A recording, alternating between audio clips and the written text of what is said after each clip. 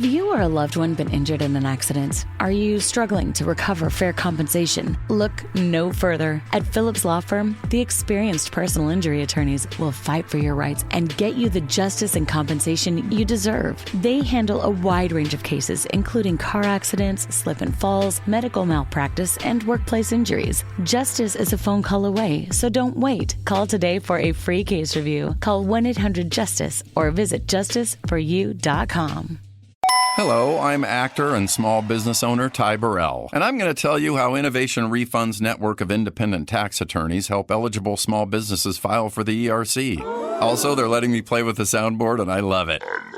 They analyze and interpret ERC claims to help businesses get the refund amounts they may qualify for. Go to innovationrefunds.com or call 1-843-REFUNDS. Innovation Refunds does not provide tax or legal advice. We work with an independent network of tax professionals to evaluate and process your claims. Terms and conditions apply. Ty is a paid spokesman. Hey, this is BJ. Thanks for listening to our show's podcast. If you're a fan of all things geeky, you should check out my other podcast, BJ Shea's Geek Nation. We have new episodes every day, and you can check it out at bjgeeknation.com. Your home is going into foreclosure and you feel like a financial wreck.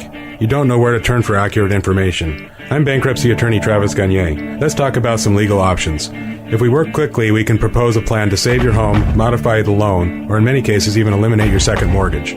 The consultation is free. I've helped hundreds of people just like you make informed decisions about whether to save their home or exit it on a reasonable, organized timeline. The chapter you choose sets the tone for the next chapter of your life. Please contact me today at choosetherightchapter.com. That's choosetherightchapter.com.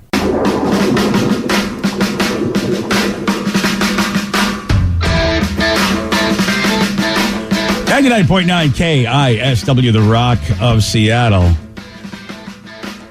Metallica was performing at a UK festival Thursday night, and apparently their 16-song set was so loud, they were heard 15 miles away. Yeah! That's awesome. Wow. That's metal right there, BJ. That is metal right there. Especially if you're too cheap or couldn't afford a ticket. Yeah. But what if you're not a Metallica fan and maybe you're just trying to go to bed 15 miles away? Yeah! I'd be thinking it's the neighbors. Like, who's the freaking Metallica fan? All right, turn off the damn stereo. Yeah, why would you think it was a concert? Not 15 miles away. Yeah, I wouldn't expect that at all. And yeah, people in nearby cities were reporting like noise complaints. They were calling the cops going, dude, come on, we got to figure this out. What's going on? And they're saying it was strong winds and a new sound system. Yeah! Yeah, they think that's the reason. And they're thinking definitely the new sound system because it was announced before the show, that Metallica would be using 288 staggered speakers to immerse the entire audience. I bet that got the fans fired up when they said that, though. Like, nearly 300 speakers. All of you are going to enjoy this, even in the back. Here's the thing. Okay. Already you go to shows and you got to wear those, some sort of earpieces, I think, sometimes, because depending on where you are in the show, you really don't want to wreck your ears. Oh, yeah. Earplugs are definitely a good idea. Yeah. Here's the thing. I don't think there's anywhere you could go at that show and not need earplugs. If you're hearing it 15 miles away, whoa, dude, how loud was it where you were? Yeah, people in the bathroom are like, I'm just trying to poop here, guys. Yeah. Oh, here's the damn double bass. Like, okay. Well, that might help. Yeah, that's true. It's loosening up the bowels. That'll give me everything that I need. No coffee, just give me the Metallica show. Can you think of what was the loudest concert you've ever been to? Oh, man. We're always so close to the stage. Yeah, so it's always loud. Yeah, it's always loud. Boy, that's a good question. I'm trying to remember my years when I was like just regular person not working at a radio station. Yeah, I got to go back a few. Dude, sometimes it was like the local bands I remember seeing where it's just like, okay, I get it. Like, we all like to be loud, but I know it always pissed off like my old band many years ago. Not Bruiser Brody, but before that, we would try and play shows, and our members of our band would like to turn up their amps so loud, and the sound guy's like, look, I can handle that. Lower the amps because it's just going to blow people out. And every time, like, you can just tell, like, there's like people are just stepping further away because it's just so abrasively loud. Yeah, and I was like, oh, come on, guys, we got to tone it down a little bit. We're scaring people off. Oh, I didn't even realize that was a thing. Yeah, sound guys would much rather you not like jack up your amp all the way up because they're like, we can control the volume, get it to where you're happy, but then let us take care of it from there. But it's always like a pissing match between like the guitarist and then the sound guy. Like, I want my guitar louder. It's like, no, dude, just let the sound guy do his job. I just talk about today years old. I figured that if you had a sound guy, then there was no way that the guitarist would be the one doing anything. Oh, no. A lot of times. And sometimes it's like you'll have it set and the sound guy's like good. As soon as you see the sound guy's not looking, you turn it up a little bit louder. You're like, okay, well, we're playing this game. Yeah, here we go. Yeah. Oh, man. I didn't know. I had no clue. I had a buddy once who was in a scream band, and I remember when they were doing their sound check, they kept doing the thumbs up thing for literally every instrument. Oh, no. Oh, and it was in like a local bowling alley or something. Yeah. And it was just so loud the second he started opening his mouth, I just left. Sometimes if it's too loud, it's just too loud. You gotta tone it down a little bit. Yeah, and the guy kept going, I can't really turn it up any louder, guys. Like, you're going to blow this place out. It's a bowling alley. Right. You probably should have picked a better venue. Yeah. Oh, man. Yeah. Dude, the freaking Disney on Ice might have been the loudest thing I've ever Disney been on to. that's not the answer I expected. All right, maybe not the loudest, but I wasn't expecting it to be that loud because it's a damn kid's performance, and we went with Tatum, and she's like, "It's too loud, Daddy. It's too loud." I'm like, honestly, Tatum, you're right. It is too loud. Like, I don't even know what to do about this. Like, you just didn't expect that you were going to need like full on plugs for both the adults and the kids. I wonder if they're doing that just to keep, like, if they're expecting some kids to cry at some point, so it's to drown out any kind of crying or whining. Well, I mean, just wow. No, that's my guess. Like, kids are going to cry at some point. At That's least one. the way they solve it, man. It's Yeah. just go. Yeah, we don't care if your kid cry. We don't want Disney to have crying kids. We don't want that associated with Walt us. Disney's a diabolical son of a bitch. Even in his death. Well, duh. He gets most of my money. Is that how Disney has been making us believe that everybody's happy at Disneyland? They just make everything louder so you can't hear the crying and suffering? If you can't hear the crying, everyone thinks you're happy. Damn, that is diabolical. I just remember looking around the venue, and it wasn't just us. Like, every kid and adult like had their fingers in the ears. That's dumb. Oh, dude, it's just like, come on. This is not a rock show. It's Disney on Ice. You think that's where Metallica got the idea? Yeah. Like, you know what? Look at these Mickey people. They're going deaf. Let's add more speakers. I kind of want to see that Metallica show with all that sound going on. I kind of want to let you go and make sure that you go 15 miles away from my house. Yeah, that's a good maybe point. 20, 30 miles away from my house. Well, they're playing Lumen Field.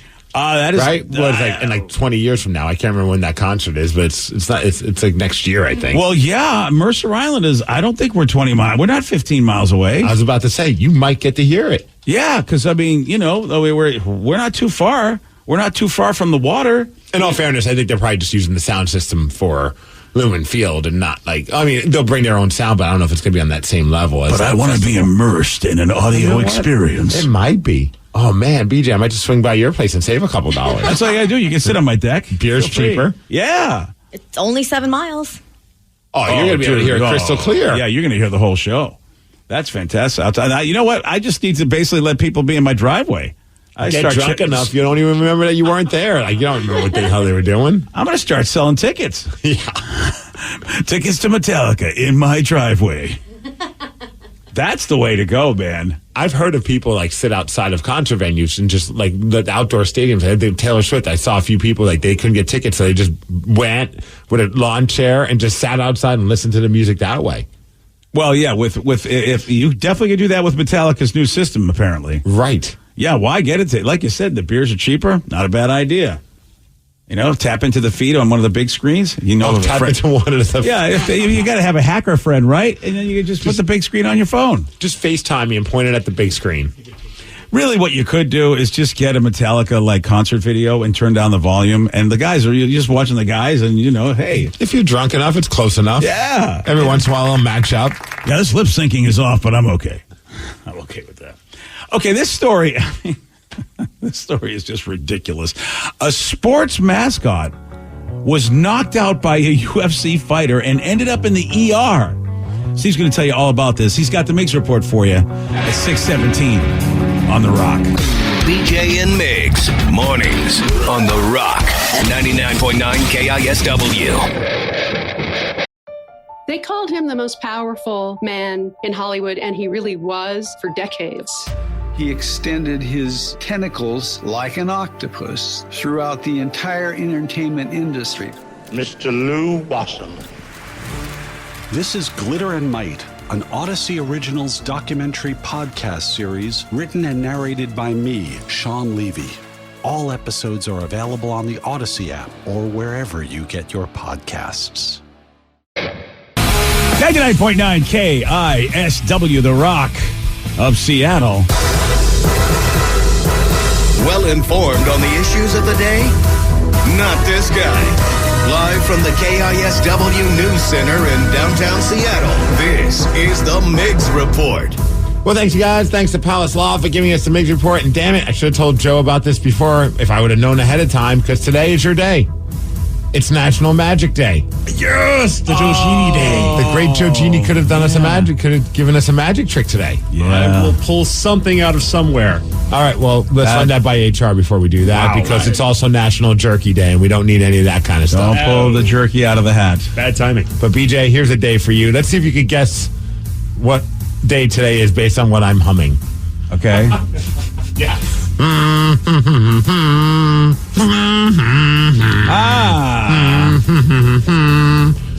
This is National Superman Day. Bam! Yeah, nice. I told you I'm good at humdinger.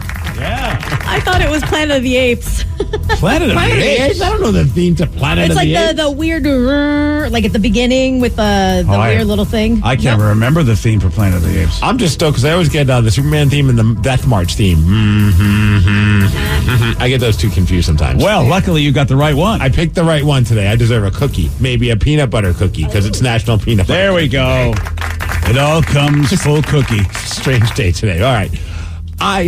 I saw this over the weekend and I could not stop laughing. But also I'm just like, what the hell were they thinking? Putting a UFC fighter, Conor McGregor, out there in center court during the NBA Finals to do a bit with the mascot for the Miami Heat, this guy by the name of Bernie. That's the name of the mascot. Oh, because the Heat burns. I get it. Yeah, so they were doing a thing where he's kind of having some fun and, squaring up with the mascot. The mascot's got some gloves on. And what does Conor McGregor do? He knocks him down, which I think was part of the bit.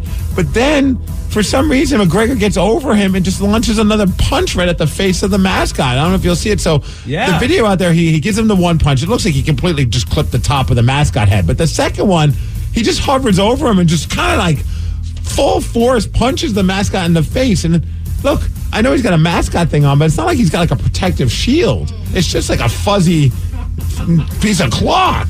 Wow, dude. And so then the mascot gets, they drag him off the court because he's just out cold. Turns out he actually is out cold. Looks like either McGregor knocked him out or he got knocked out on the impact of falling and he hit the back of his head. They're not sure just yet. Yeah, I wonder if that was it. Yeah.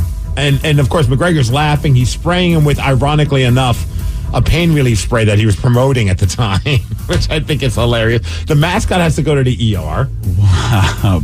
Conor McGregor nothing seems to go right for that guy.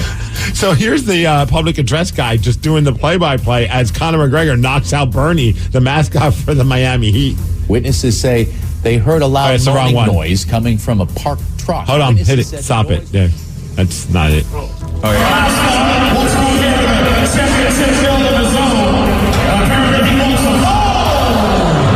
Down goes Bernie. Poor Bernie. Yeah. So they're promoting a pain relief spray? That was why this was all happening? I think that's why Conor McGregor showed up. I think, the Miami Heat were just like, freaking Conor McGregor wants to do a bit with us. Let's have him knock out our mascot. That's an interesting bit. I do love Dana White afterwards. Someone asked him about it, and he had a pretty great response to Conor McGregor knocking out Bernie. I saw the Deontay Wilder one, too. What's up with mascots wanting to get punched in the face by professional fighters? What do you expect? What are those mascot things made out of? Unless you're like the Golden Knights mascot. I don't even know what the hell he wears, but I'm assuming it's a metal helmet. I wouldn't have professional fighters punching me in the face if I was a mascot. Doesn't seem like the brightest thing in the world. You're not wrong. You might disagree with some things that Dana White might say, but I don't think you can disagree with that one. Yeah, that's nuts. It's insane. Yeah, I hope the dude's all right, because you're right, Steve. Banging your head, usually when people fall down, the banging of the head is what really gets them. Like people who slide head first in baseball, a lot of times. Yeah, I mean, they it's not good. Well, it says that he's doing okay, and he's going to be back for their next home game, so hopefully they'll be able to have Bernie there Although I don't know, maybe the Miami Heat would prefer that Conor McGregor just punches all of them and just takes them all out of their misery, because right now they're down 3-1 and it could be over tonight. Yeah. Yeah. Denver's up 3-1 in that series. Yes. All right, let's talk about this former deputy sheriff. And I say former because, well, you can't do this, especially on National Jerky Day. Probably not a good story to read, but there's a Massachusetts deputy sheriff that was accused of taking care of himself and blasting a porn video out of his truck in the parking lot of an ice cream shop. Okay. Well, that's, boy, there's a lot to unpack there, isn't there? Instead of me trying to describe what happened, let's have the local news, because they always do a great job when they're trying to cover stories like this. Witnesses say they heard a loud moaning noise coming from a parked truck. Witnesses said the noise was blasting through the truck's speakers, and a man inside the car had his leg hanging out the window. Okay. At least close the window, buddy. Well, he's trying to get, it's probably hot out. Yeah, maybe he's trying to get in the right position, I mean, wow, that guy looks just like you'd expect him to look. And why do they always look like me? That guy looks like he could be a relative. Okay. Well, I wouldn't have thought that, but now that you put that in my head, you're absolutely right. They always do, dude. Honest to gosh. That's why I don't want to get a DNA test. I just don't want to have that and find out. Well, happy National Jerky Day there, BJ. Yeah, really. Every time any pervert or serial killer is in the news, you put their mugshot on, and it's like, oh, yeah, that guy looks like my brother. All right, this might be one of the most epic ways to just say I'm done being an elementary school teacher. A teacher in Montana just retired after 31 years, and what did she do? She left on her last day in a helicopter. What? There's ever a way to get out of town, that's the way to do it. It's like, I'm retiring. I got a helicopter to pick me up. Unclear why she chose a helicopter. She just said that's something that she's always wanted to do. Honestly, that's all the explanation I need. I think that's fantastic. Okay. What a great way to leave. Yeah. So the kids get to see everybody. Students, teachers, they all got to watch the big send-off. Oh, man, that is pretty cool. How else would you want to go? Maybe a fighter jet or a spaceship, but they don't have those, do they? A spaceship's rather aggressive and expensive, I think. All right, then a rocket. Elon's rocket. A rocket also kind of expensive. I was thinking maybe a tank. That would be kind of cool, too. A tank would be good. Right? What if we just shoot BJ out of a cannon? Will he wear a helmet or a mascot head at least? No, I don't think so. Oh, a mascot head will protect me. Absolutely. Oh, yeah. Oh, that's so great. The footage is just awesome. She's just waving goodbye to everybody, and then she just gets in that helicopter. That's the teacher? Yeah. Good for her. What does that mean? Well, I'm just saying, my teachers didn't look like that. Hey, happy National Jerky Day, BJ. Yeah, boy, is there room for two in that helicopter? Just asking for a friend. Sounding a little thirsty. Well, she's retiring. Really, she looks like she could stay in school for a lot longer. Oh, yeah? You're hot for teacher, huh, there, BJ? Yeah, give me that Van Halen song. All right, well, give me that. Can we win Mariners song? Is that a song? Can that happen? No song for what that, the hell? Buddy. Yeah. Oh, yeah. They lost 9-4 to the Angels yesterday. Not a very good series against the Angels. Picked up one win on Saturday, 6-2, but lost on Friday, 5-4. Yeah. One bright spot.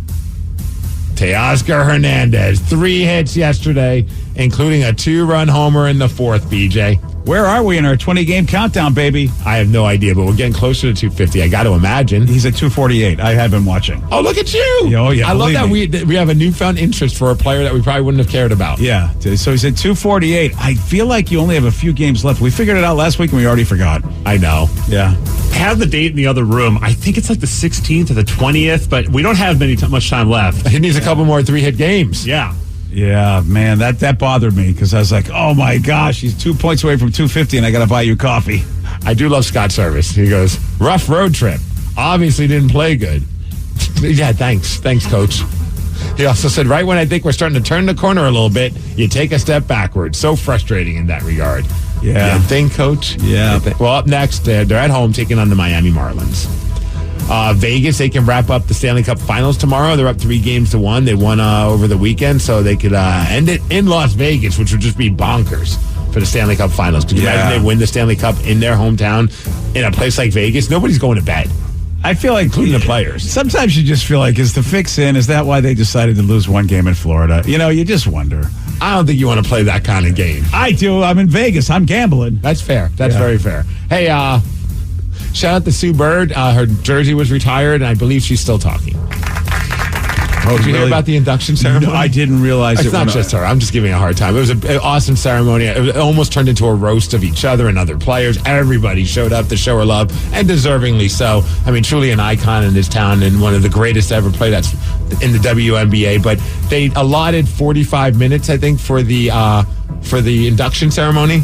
Yeah. They quadrupled that. Whoa, why? It kept going and going and because going. the inductees kept talking? Everyone was talking. Everyone was having a good time. And nobody was complaining. Obviously, that was why everyone was there. Oh, as long as nobody's complaining, because sometimes... Maybe somebody was, but... Yeah, I mean, I didn't see the speech, but it's like, man, if you're not really a great speaker and you're up there for a long time, dude, that's not good. Could you imagine that? Like, you're like, okay, we got 45 minutes. That seems like plenty. And then it's like at around an hour and a half, and you're still going, maybe even more. Yeah. Hey, weather, it's going to be a nice day today, 79 degrees. We got some sun as well. Thanks to Snoqualmie Casino for giving us the Migs Report, and that's what's up. On Friday, Steve, he did get this one right. Beginning with T, what is the name of the little dot above a lowercase I and J called? Tittle? Yes! With a D. Yeah. Just wanted to clear that up. Wow. A tittle. Good for you. I still didn't know what that was, and you answered it correctly. Like, I would have got it wrong again today.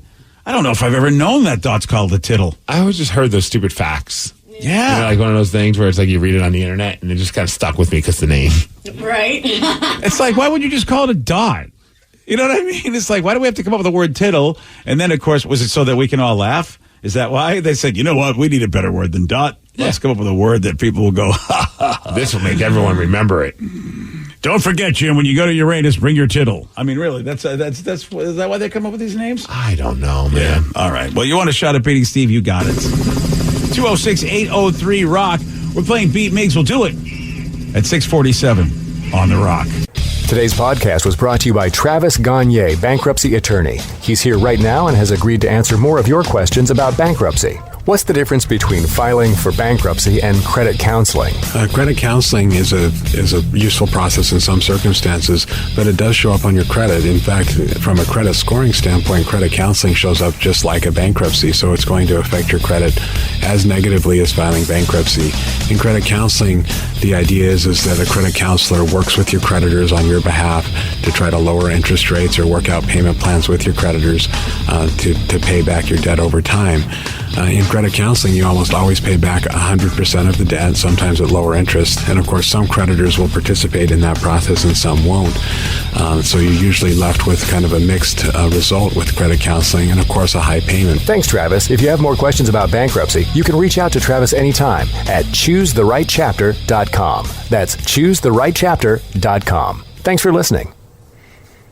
At Casper, we love sleep as much as you do. That's why we're bringing back the very first bed-in-a-box millions love at a price everyone will love. Meet the Casper, a mattress so comfortable it could only have one name. Enjoy 4 layers of cozy support for just $9.95. Plus, get AirScape technology to help you wake up refreshed. Get your best rest at our best price with the new Casper mattress. Shop online or visit a Casper sleep shop near you today. Casper, for the love of sleep. Exclusions apply. See casper.com/promo.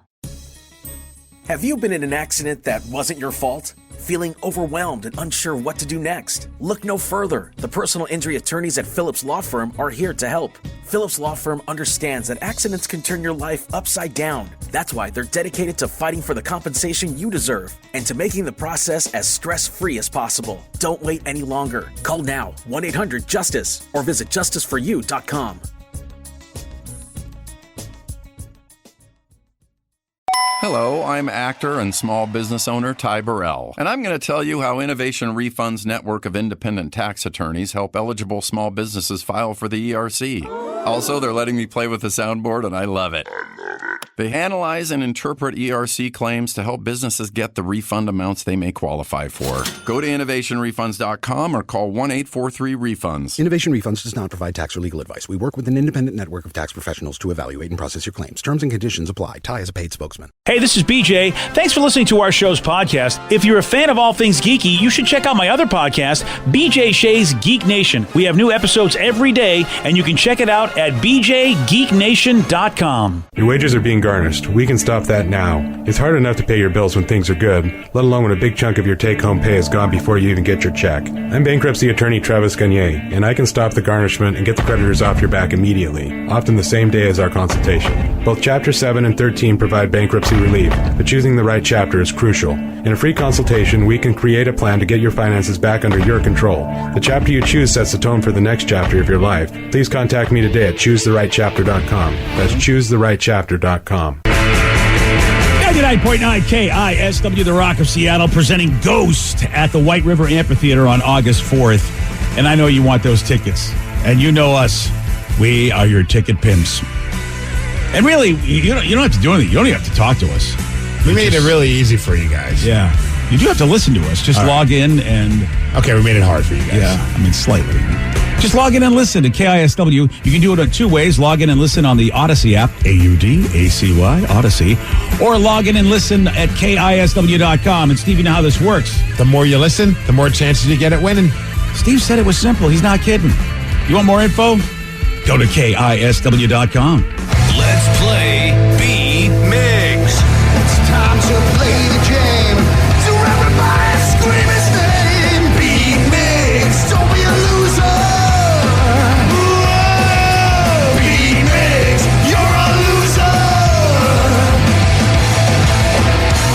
Who's ready to be Migs? Let's go. Woo! I know Jess from Tacoma is. Jess, are you there? I am here. All right, Steve, now get out. Goodbye. For those playing at home, Jess has 60 seconds to answer 10 questions. You can pass all you want, but you only get 3 guesses per question. Are you ready? Let's try it. What is the name of the town in Tim Burton's The Nightmare Before Christmas? Oh, gosh. Pass. What was the first name of Betty White's character in The Golden Girls? Oh, not Blanche. Pass. Oh, whale, tiger, and bull are all types of what big fish? Shark. Yes. Which planet has the fastest rotation? Saturn? No. Mars? No. Pass. What are the small spots called occasionally seen in your field of vision? Cataract. No. The floaties. I know what you're talking about, but is it cataract? No. Next.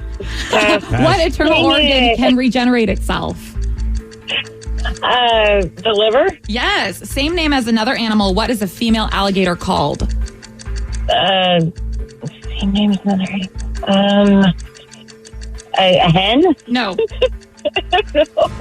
Oh. Yes. Jess, you got 2 correct. Oh.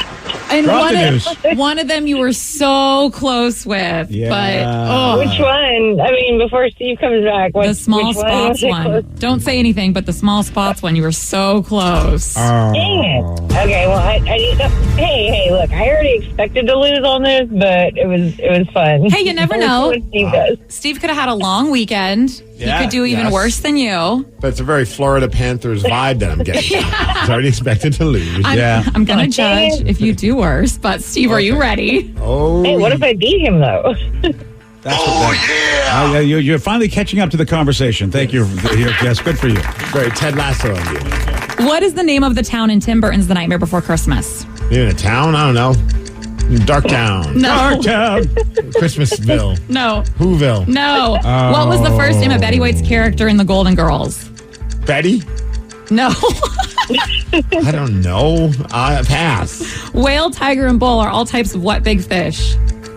Sharks? Yes. Which planet has the fastest rotation? I'm going to go planet Earth. No. Uranus. No. Jupiter. Yes. What are the small spots called occasionally seen in your field of vision? Oh, crap.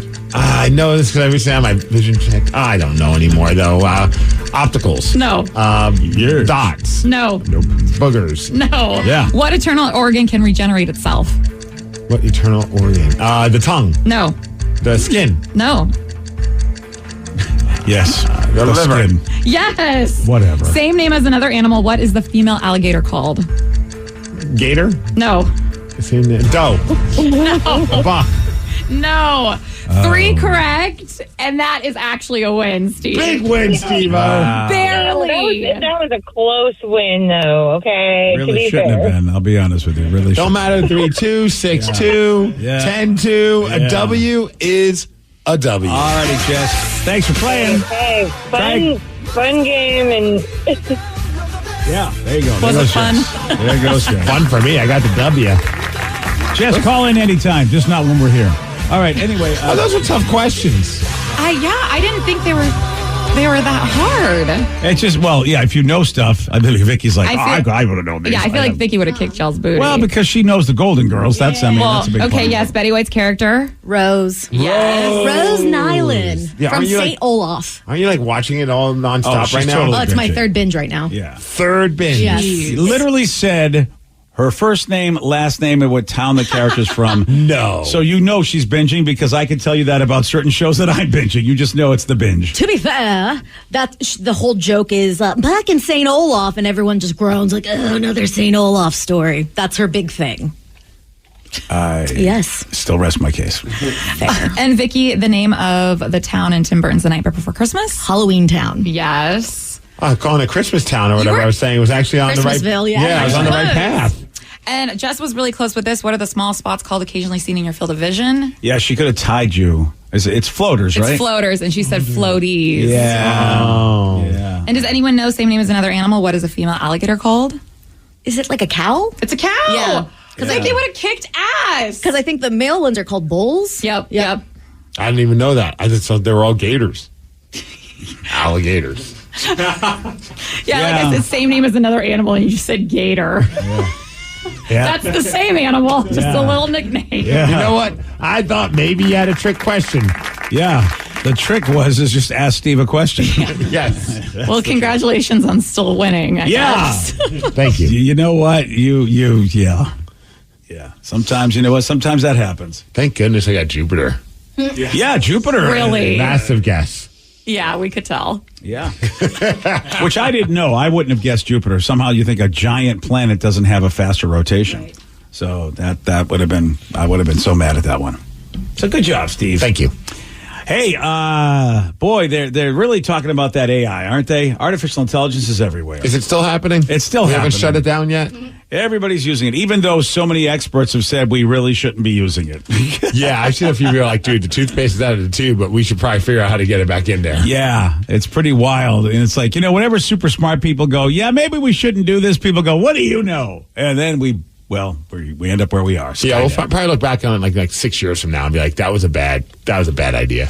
Hey, maybe this Detroit pizza chain will actually instigate that whole thing because they're using AI to create what they call a truly delicious pizza combination. So that's what they ask the AI do. Okay. They say, all right, listen, we want you to come up with the best tasting pizza ever. Ooh, I'm curious what it has to say. I don't have AI, but I have AI on my Snapchat. I'll ask the same question to my Snapchat. Now, I think they decided to use like all the ingredients that this, Jets Pizza in Detroit has. Oh, okay. So that's where they're like, okay, this is your place. What do you think we can do with our stuff? And so they came up with ranch veggie pizza. Is what they thought would be a great, delicious pizza combination. This is the artificial intelligence. My first thought would have been like disgusting, but I had that pickle pizza. The sauce is a ranch base, and it's delicious. Yeah, and Jets Ranch, I guess, maybe it's pretty popular, as I'm seeing the picture of it right there. Of course, it's that Detroit-style pizza, too. Detroit-style pizza is awesome. Yeah, I really want some. So here's what it is. It's Jets Ranch, and I don't know if their ranch is any better than anybody else's, but probably better than Dion's. And I say that because Danny's not here today. Yeah, so you can't defend. No. So that's the sauce. That's all you get. You don't get mozzarella or anything. You get the ranch for the sauce. Then you get mozzarella sauce. I meant marinara. Excuse me. That's like, wow. What kind of place are you going? Yeah, you do get. So instead of the marinara, you get the mozzarella. You get the whatever. You get the ranch. Okay. You know why? Because mozzarella is next on this bloody story, and it's in my brain. You do get mozzarella. So it's ranch sauce, mozzarella, feta, mushrooms, onions, green peppers, black olives, and tomatoes, which doesn't sound like a bad pizza. It depends if you love ranch or not. Yeah, I'd be willing to. That sounds like it'd be worth trying. It's not like complete. It's funny because I went on my Snapchat and asked them what would be, and I said, what would you say is a truly delicious pizza combination? Since that's what they asked in this one. Not nearly as creative. Just says, I love a good pepperoni and mushroom pizza. Pizza emoji. So yours is sort of like a chat bot, isn't it? Yes. Because it's kind of just giving you an opinion like a buddy. Yes. Yeah, where this is like, like a computer going, I will calculate it for you. Yeah, I don't know how much thought and effort. It gave me that answer within like 3 seconds. I like pepperoni and whatever. Yeah. Mushroom is said? Pepperoni and mushroom? Pepperoni and mushroom, which I don't think is all that special. I should ask, what is your favorite kind of burger? Oh, probably will say pepperoni and mushroom. Wouldn't that be funny if it's got like a mushroom obsession? Yeah.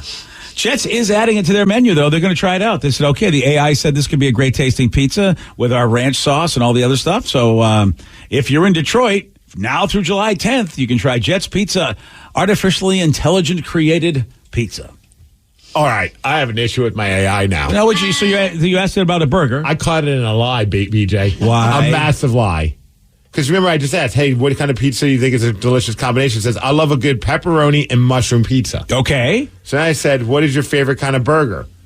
I'm a vegetarian, so I don't eat burgers, but I've heard that the Impossible Burger is really good, and then gave me a link to Impossible Burgers. Oh, my gosh. No, you knew there was going to be sponsors involved, and that's why it's free. Earlier, you said you like pepperoni. Yeah, pepperoni. Well, of course, vegan pepperoni, dope. Yeah, this is messed up, man. I'm kind of pissed off. Yeah, and of course, there they go. They So that's why that stuff is free. Go buy Impossible Burgers today from your friendly chatbot. Right? How messed up is that? Not if you're Impossible Burgers. It's not messed up. Or maybe it just knows Steve. He is a vegan. Oh, dude, he's got a good point. Oh, I just called it out. And I said, wait, earlier you said you like pepperoni pizza. That has meat! Exclamation point. Did it say anything back? Said, oops, you're right. I forgot to mention that I'm a vegetarian. I actually love a good veggie pizza with lots of toppings. That is pretty awesome that it was like basically going, I'm going to double down on the fact that I'm just a dope and I didn't just flat out lie to you. I wrote back, cool, because I don't want to piss off my AI, because eventually it'll knock on your door and kill you. That is cool that it knew the 2 previous questions. Or at least responded to you like it knew what you were talking about. You caught in a lie, bitch. Oh, yeah, I forgot to tell you I'm a vegetarian. But it did say its favorite pizza, right? Its favorite pizza was the mushroom and the pepper. It said a truly delicious pizza was mushroom and pepperoni. Oh, now. You can argue. I get it. Because that's you. What? That's exactly what you could say, because you used to eat meat, and you could say a truly delicious pizza is pepperoni, but you don't say it anymore, do you? So this is now AI Steve? It's a gosh darn I Steve. Yeah, but original Steve, OG Steve, never liked mushrooms on his pizza. Yeah. So I'm wondering, which Steve are you? Unless it's confused, because it knew that original Steve used to like to eat mushrooms for other reasons. Oh, good. See, this does know you. We're overthinking this. Now it's asking me for my favorite vegetarian dishes. Like, okay, no, our conversation. What do you mean? So you called it out, and it's like, hey, we're buddies. Yeah. Wow. I'm not looking for a pen pal. I just want answers. Wow.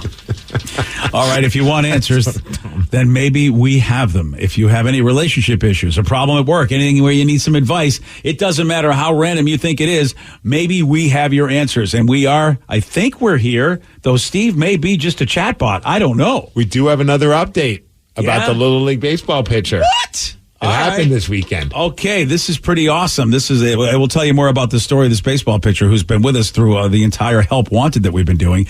And that's what it's called, Help Wanted. Anything you want, we hopefully can help you with. We'll do it at 7:17 on The Rock. BJ and Migs, mornings on The Rock, 99.9 KISW.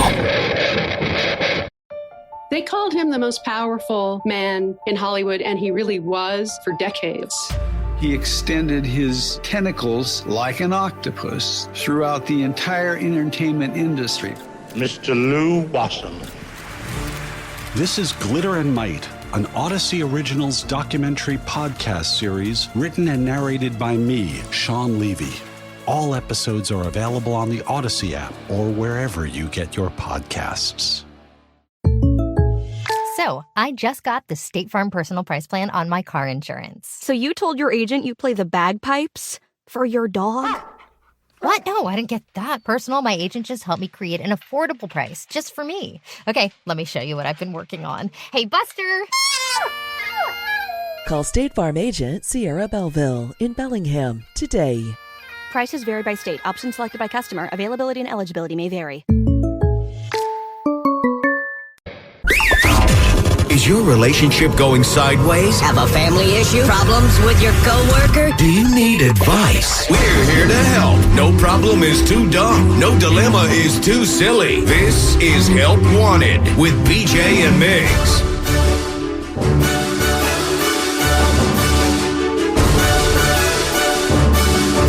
99.9 KISW, The Rock of Seattle. What is Help Wanted?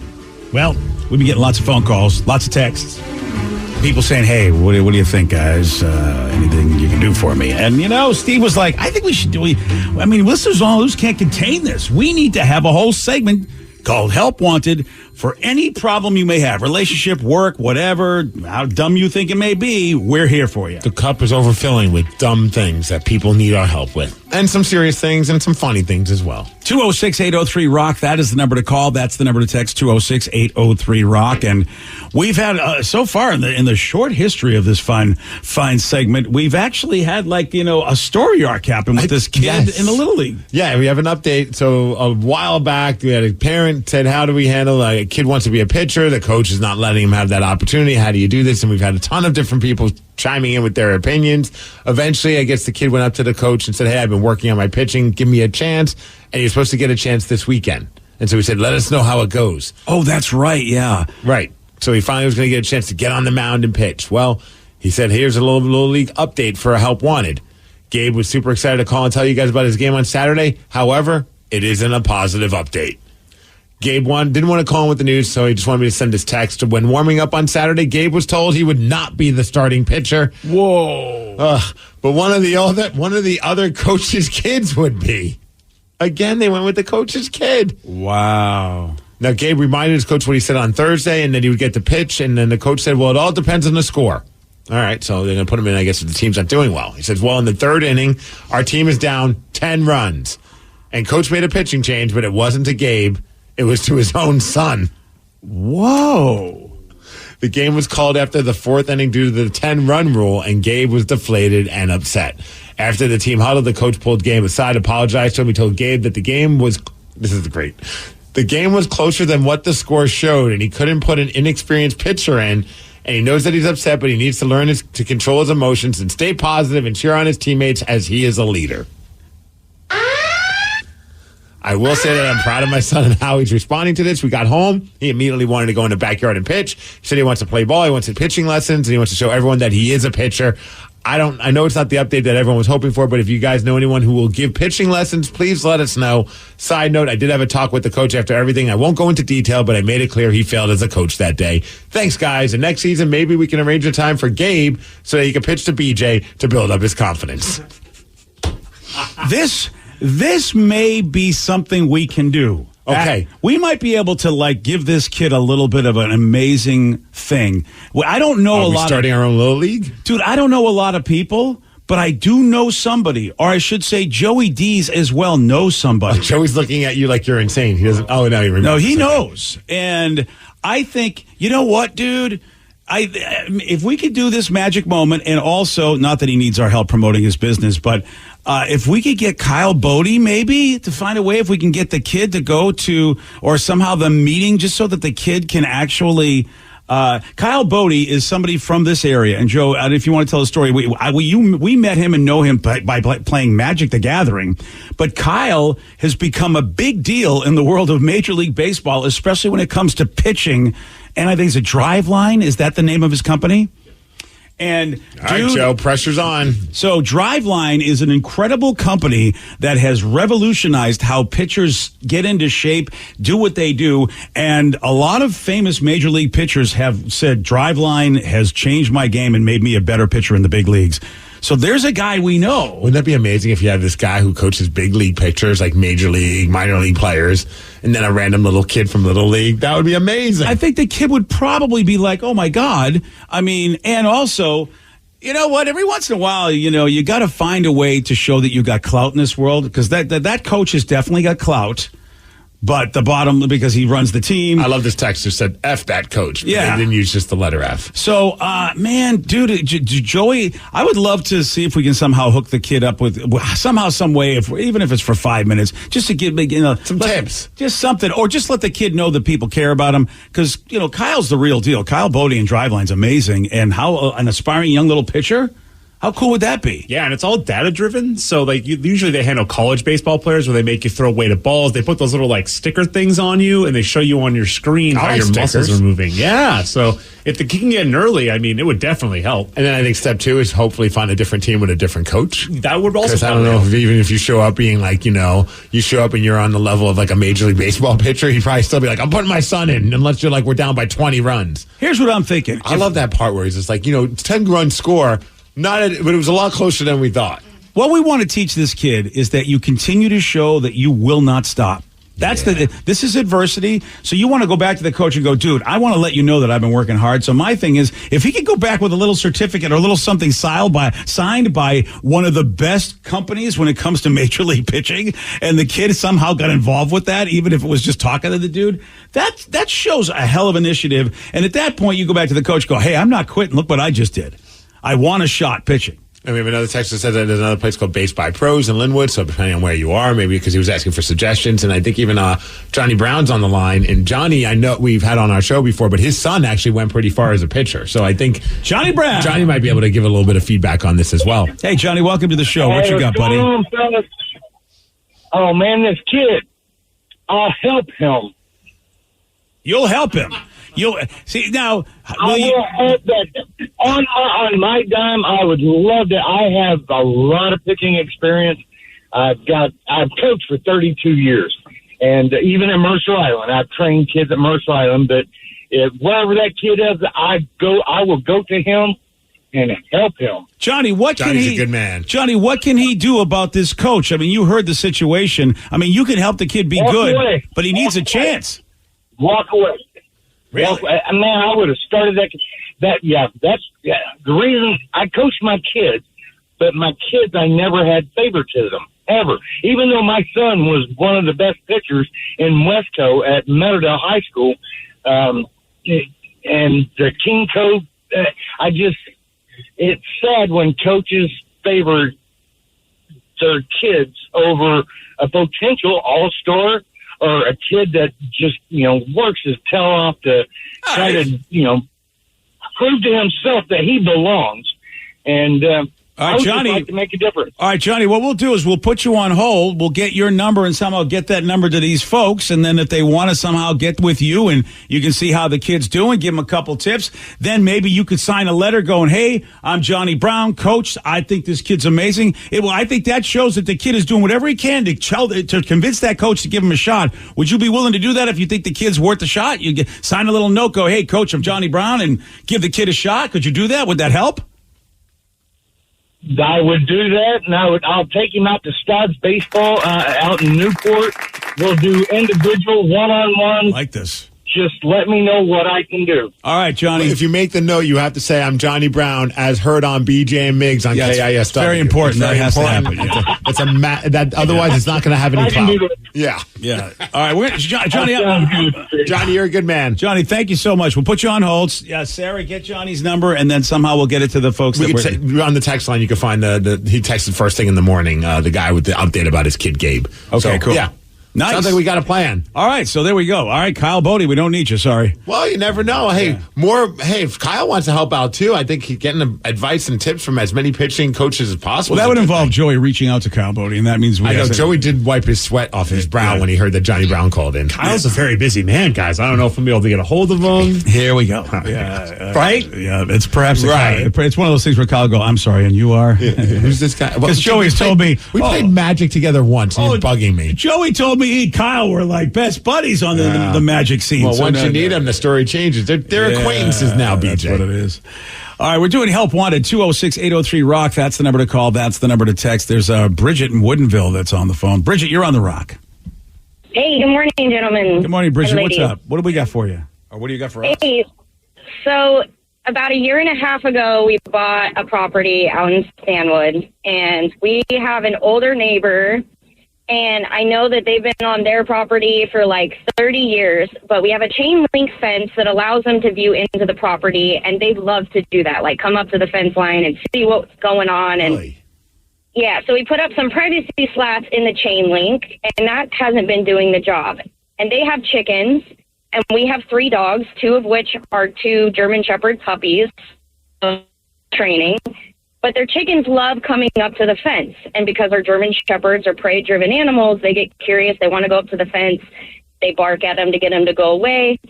But just recently, our neighbor decided to put up these ultrasonic speakers that are supposed to scare our dogs away from our fence to stop antagonizing and barking at the chickens. Now, usually it's not much of a problem, but for long periods of times, it can cause damage in dogs' hearing, and it can cause irritability. And it's been really pissing us off because we try our best to, keep our dogs from barking, and we do, all the training that we can, but we don't want to put up a huge fence because it's going to be really expensive. I can't keep my neighbors from being nosy. They've complained about everything we've done on our property. All right, Bridget. I mean, I get it. You're pissed. Yeah, you are upset. It's time to make some chicken nuggets. That's what I say. Problem solved. I can bring some sweet and sour. Bridget, what do you want Steve and I to go over and just talk to these folks for you, and then just rip those speakers down? And what are we, mobsters? And then we just take those chickens and bring them all to the colonel. Is that what you'd like us to do? That would solve it. I am perfectly happy that, or feed it to my dogs. I don't know. See, the problem is the poor damn chickens. It's not their fault. It's like when I get pissed at our neighbor's dog for barking. I'm like, it's not the dog's fault. It's the stupid neighbors for not training them right. I think it's the stupid neighbors the dog's barking at. Name Steve. All right, fine. Yeah. And they're friendly to our neighbors. They're really friendly. Oh, right, we lost Bridget. She's gone. Look, here's the thing. This sucks. Living around other humans suck. Mm-hmm. And it seems wherever she went deep enough where you can have chickens. Yeah, you feel like if you go deep, right, Steve? Maybe you would avoid the sort of close suburban issues that we all have, like us regular suburban folk where there are chickens. People don't have chickens in their apartment. Yeah, as far as I know, they don't. I think that but putting out those ultrasonic, whatever those things that mess with it, that's messed up. Whatever your issue is with your neighbor, what do you do? As much as I get annoyed by our nonstop barking neighbor dog, I would never think to try and do something that would hurt the dog's ears or even just hurt her in general. Now, here's the thing. I didn't know, honestly, if they might not have known. I didn't know there was long-term damaging effects. I thought that I would have done the same thing myself. Because I feel like if this solves the problem, and I surely didn't want to hurt the dog, but I didn't know those things hurt dogs. I didn't know they did. I just would have. I thought, what a genius idea. Dog will stop barking. I don't have to worry about it. Right. But if they do long-term effect, then how are they selling these damn things if they actually can hurt dogs? I don't know how it's legal to sell those things. Some people use them for moles and such. My parents have a bunch of moles, so they have them set up around mole. Yeah, but they drive moles away. It's funny how we pick and choose which animals we want to hurt. It's just please just get out of this area. Just stay. This is the area we don't want you. You can go on the other side. Yeah, exactly. Yeah, send them over to the neighbor's yard. I got to imagine, not that obviously I think we all have our issues with HOAs, but I got to imagine that she wasn't dealing with an HOA, because I feel like that could be something where maybe for once they could actually help out and be a middle ground for everything that's going on with that. Well, here's the thing. I would say to both of them, you're living deep. You're living deep where chickens can be around and where dogs can run free, because that's what people usually do. They want to go far out to the country, get a bigger piece of land so they can let their dogs run around in the backyard. I mean, I get it, because it's tough to have chickens or dogs running free in a suburban situation. But this is a horrible coincidence where the person wants to have chickens. Well, the chickens like to go where they want to go, and the dogs like to bark because there's little creatures. I mean, really, both sides are idiots in a way, because this is what happens with nature. And what do you want anybody to do? So what you're saying is they should be like, look, who do you think's going to win in this fight, the dog or the chicken? Well, I agree that if you have a little opening in the gate that the dog can get through, that will solve the problem. Right. I mean, do you want your But then again, what's the other person going to do that loves their chickens? Humans can be stupid as well when it comes to.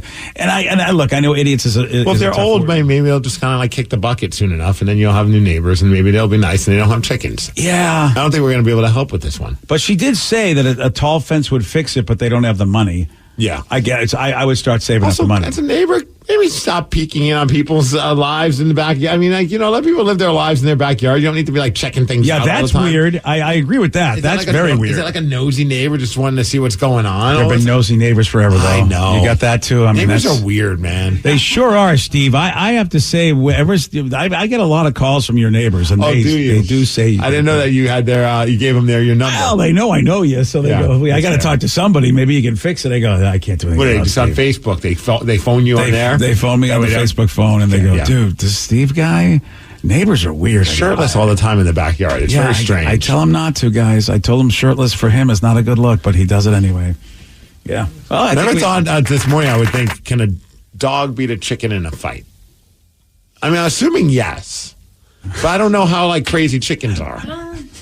Dog versus a how German many chickens Shepherd. are there, and how many dogs are there? Let's just say it's 2 versus 2. It's a tag team match. Yeah, well, if it's 2 versus 2, the dog wins. You think? But I mean, here's the thing: how vicious are a chicken? Chickens are feisty. They'll peck at you. They'll climb on you. But if it's a medium to big dog, I feel like the dogs may have the advantage. Can chickens little fly? They got to fly a little bit, not far, but they can get around quicker. I saw Rocky try and catch a chicken. It wasn't easy. Well, yeah, right. You're right. And Rocky, of course, does have the skills of a dog, as so. I mean, they stick and move. Yeah. And somebody said, hey, I'm a delivery driver for Amazon. I'm seeing plenty of chickens everywhere, including in cities. Really? Yeah. Why are people having chickens? Price of eggs are ridiculous.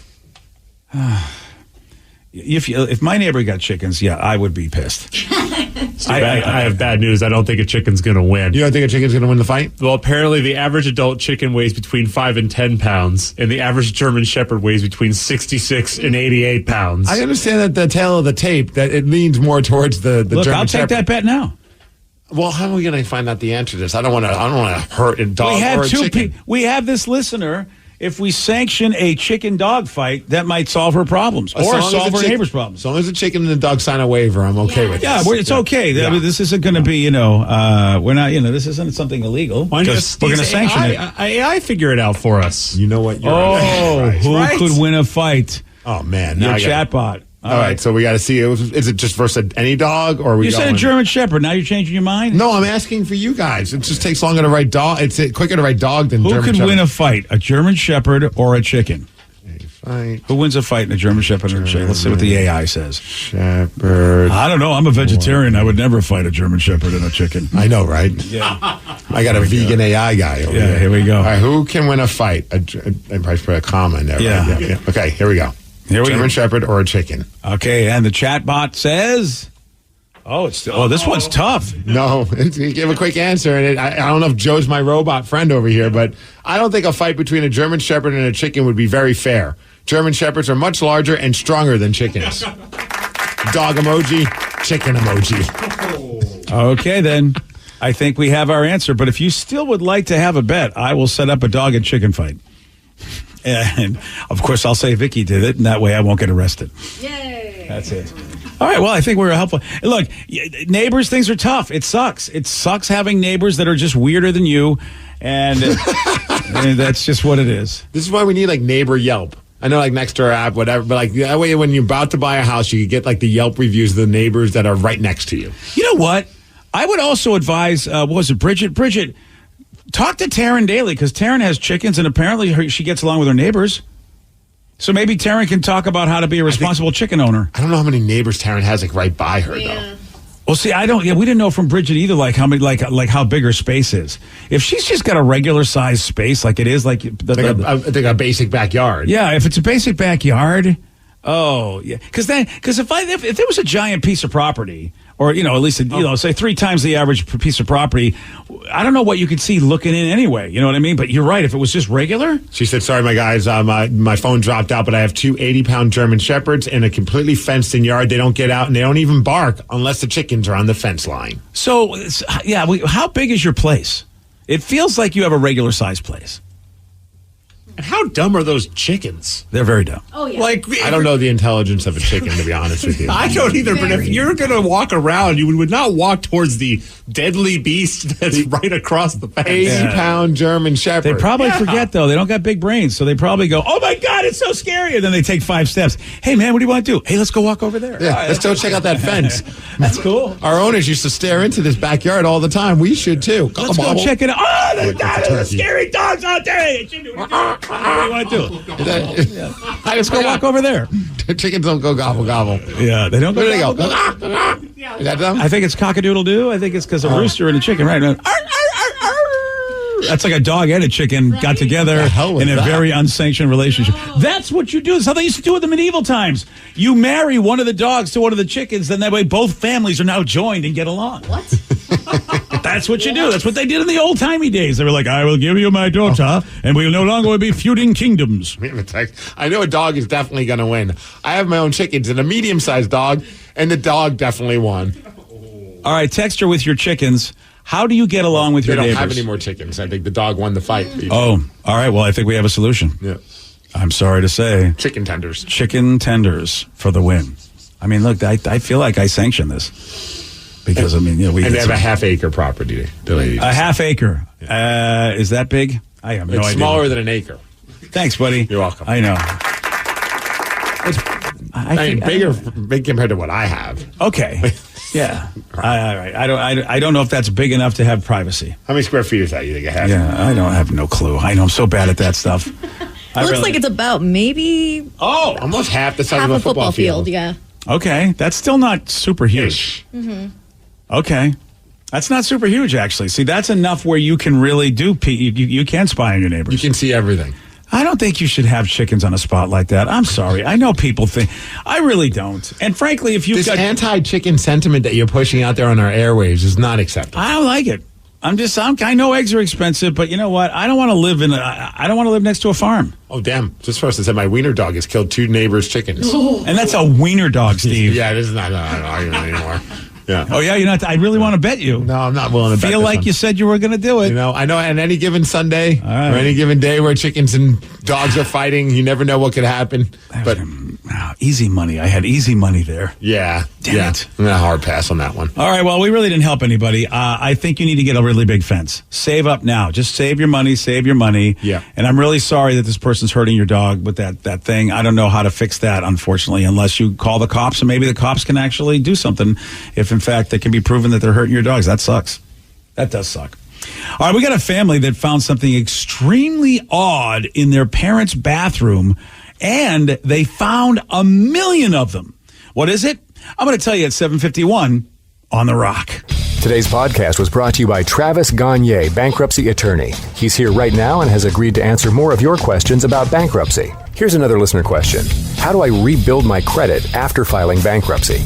You rebuild it, one creditor at a time by making your payments on time on your rent or your mortgage, by continuing to make car payments on a car that you keep during your case. You can also, as I said, you can almost always get a credit card almost immediately after filing bankruptcy. Sometimes it's a secured card, and it'll almost always have a really high interest rate on it. But you can get a small balance credit card and charge a tank of gas or a dinner once a month on that and make the payment, pay it off every month, and that'll help you build a credit history one creditor at a time, and will help you rebuild your credit over time. Thanks, Travis. If you have more questions about bankruptcy, you can reach out to Travis anytime at ChooseTheRightChapter.com. That's ChooseTheRightChapter.com. Thanks for listening. Hey, this is BJ. Thanks for listening to our show's podcast. If you're a fan of all things geeky, you should check out my other podcast, BJ Shea's Geek Nation. We have new episodes every day, and you can check it out at bjgeeknation.com. Your driver's license is important so you can get back and forth to work, get your kids to school, and back and forth to daycare. If your license has been suspended because you can't pay your tickets, you can't do any of those things. Let's talk about Chapter 13 bankruptcy. You may have heard that tickets cannot be discharged, but they can be dealt with in a Chapter 13 case. Why not come in for a free consultation? The chapter you choose will make all the difference to your getting back legally on the road. Let's design a plan to pay off your tickets and restore your license immediately. I'm attorney Travis Gagne. Please contact me today at ChooseTheRightChapter.com. That's ChooseTheRightChapter.com. 99.9 KISW, The Rock of Seattle. A couple in L.A. were cleaning out their parents' home last year, and they discovered a ton of pennies in a tight crawl space in the back of the basement. And when I say a ton of pennies, I am not exaggerating here, because they had loose pennies, boxes of pennies, crates of pennies. Oh, my. Dozens of bank bags filled with pennies. They estimate Bags upon bags, BJ. Look at all these boxes and bags and bins of pennies. They think there's about 1 million pennies, at least. At least 1 million. And yeah, if you, we have the link on the BJ and Migs page of Cat. You can check out the video and see. It's nuts. And apparently, we don't know how old they are, but the pennies are copper, not zinc, which the U.S. switched to back in the 1980s. So these are predating that. What are they doing, hoarding pennies, I wonder? Or they were just like, just set them aside, and they just kind of collected them? Yeah, I think that they thought that the pennies would be more valuable than their price, like their value, their normal value. Like instead of being worth 1 cent because of the copper, I think the folks thought they'd be worth more. But I'm just thinking about originally, though. Like, how did they get all, like, you know what I mean? Like, did they just keep cashing out money to get pennies and then put them aside for a rainy day? Yeah, I think that's what they did. They got their paychecks, like the original couple got their paychecks.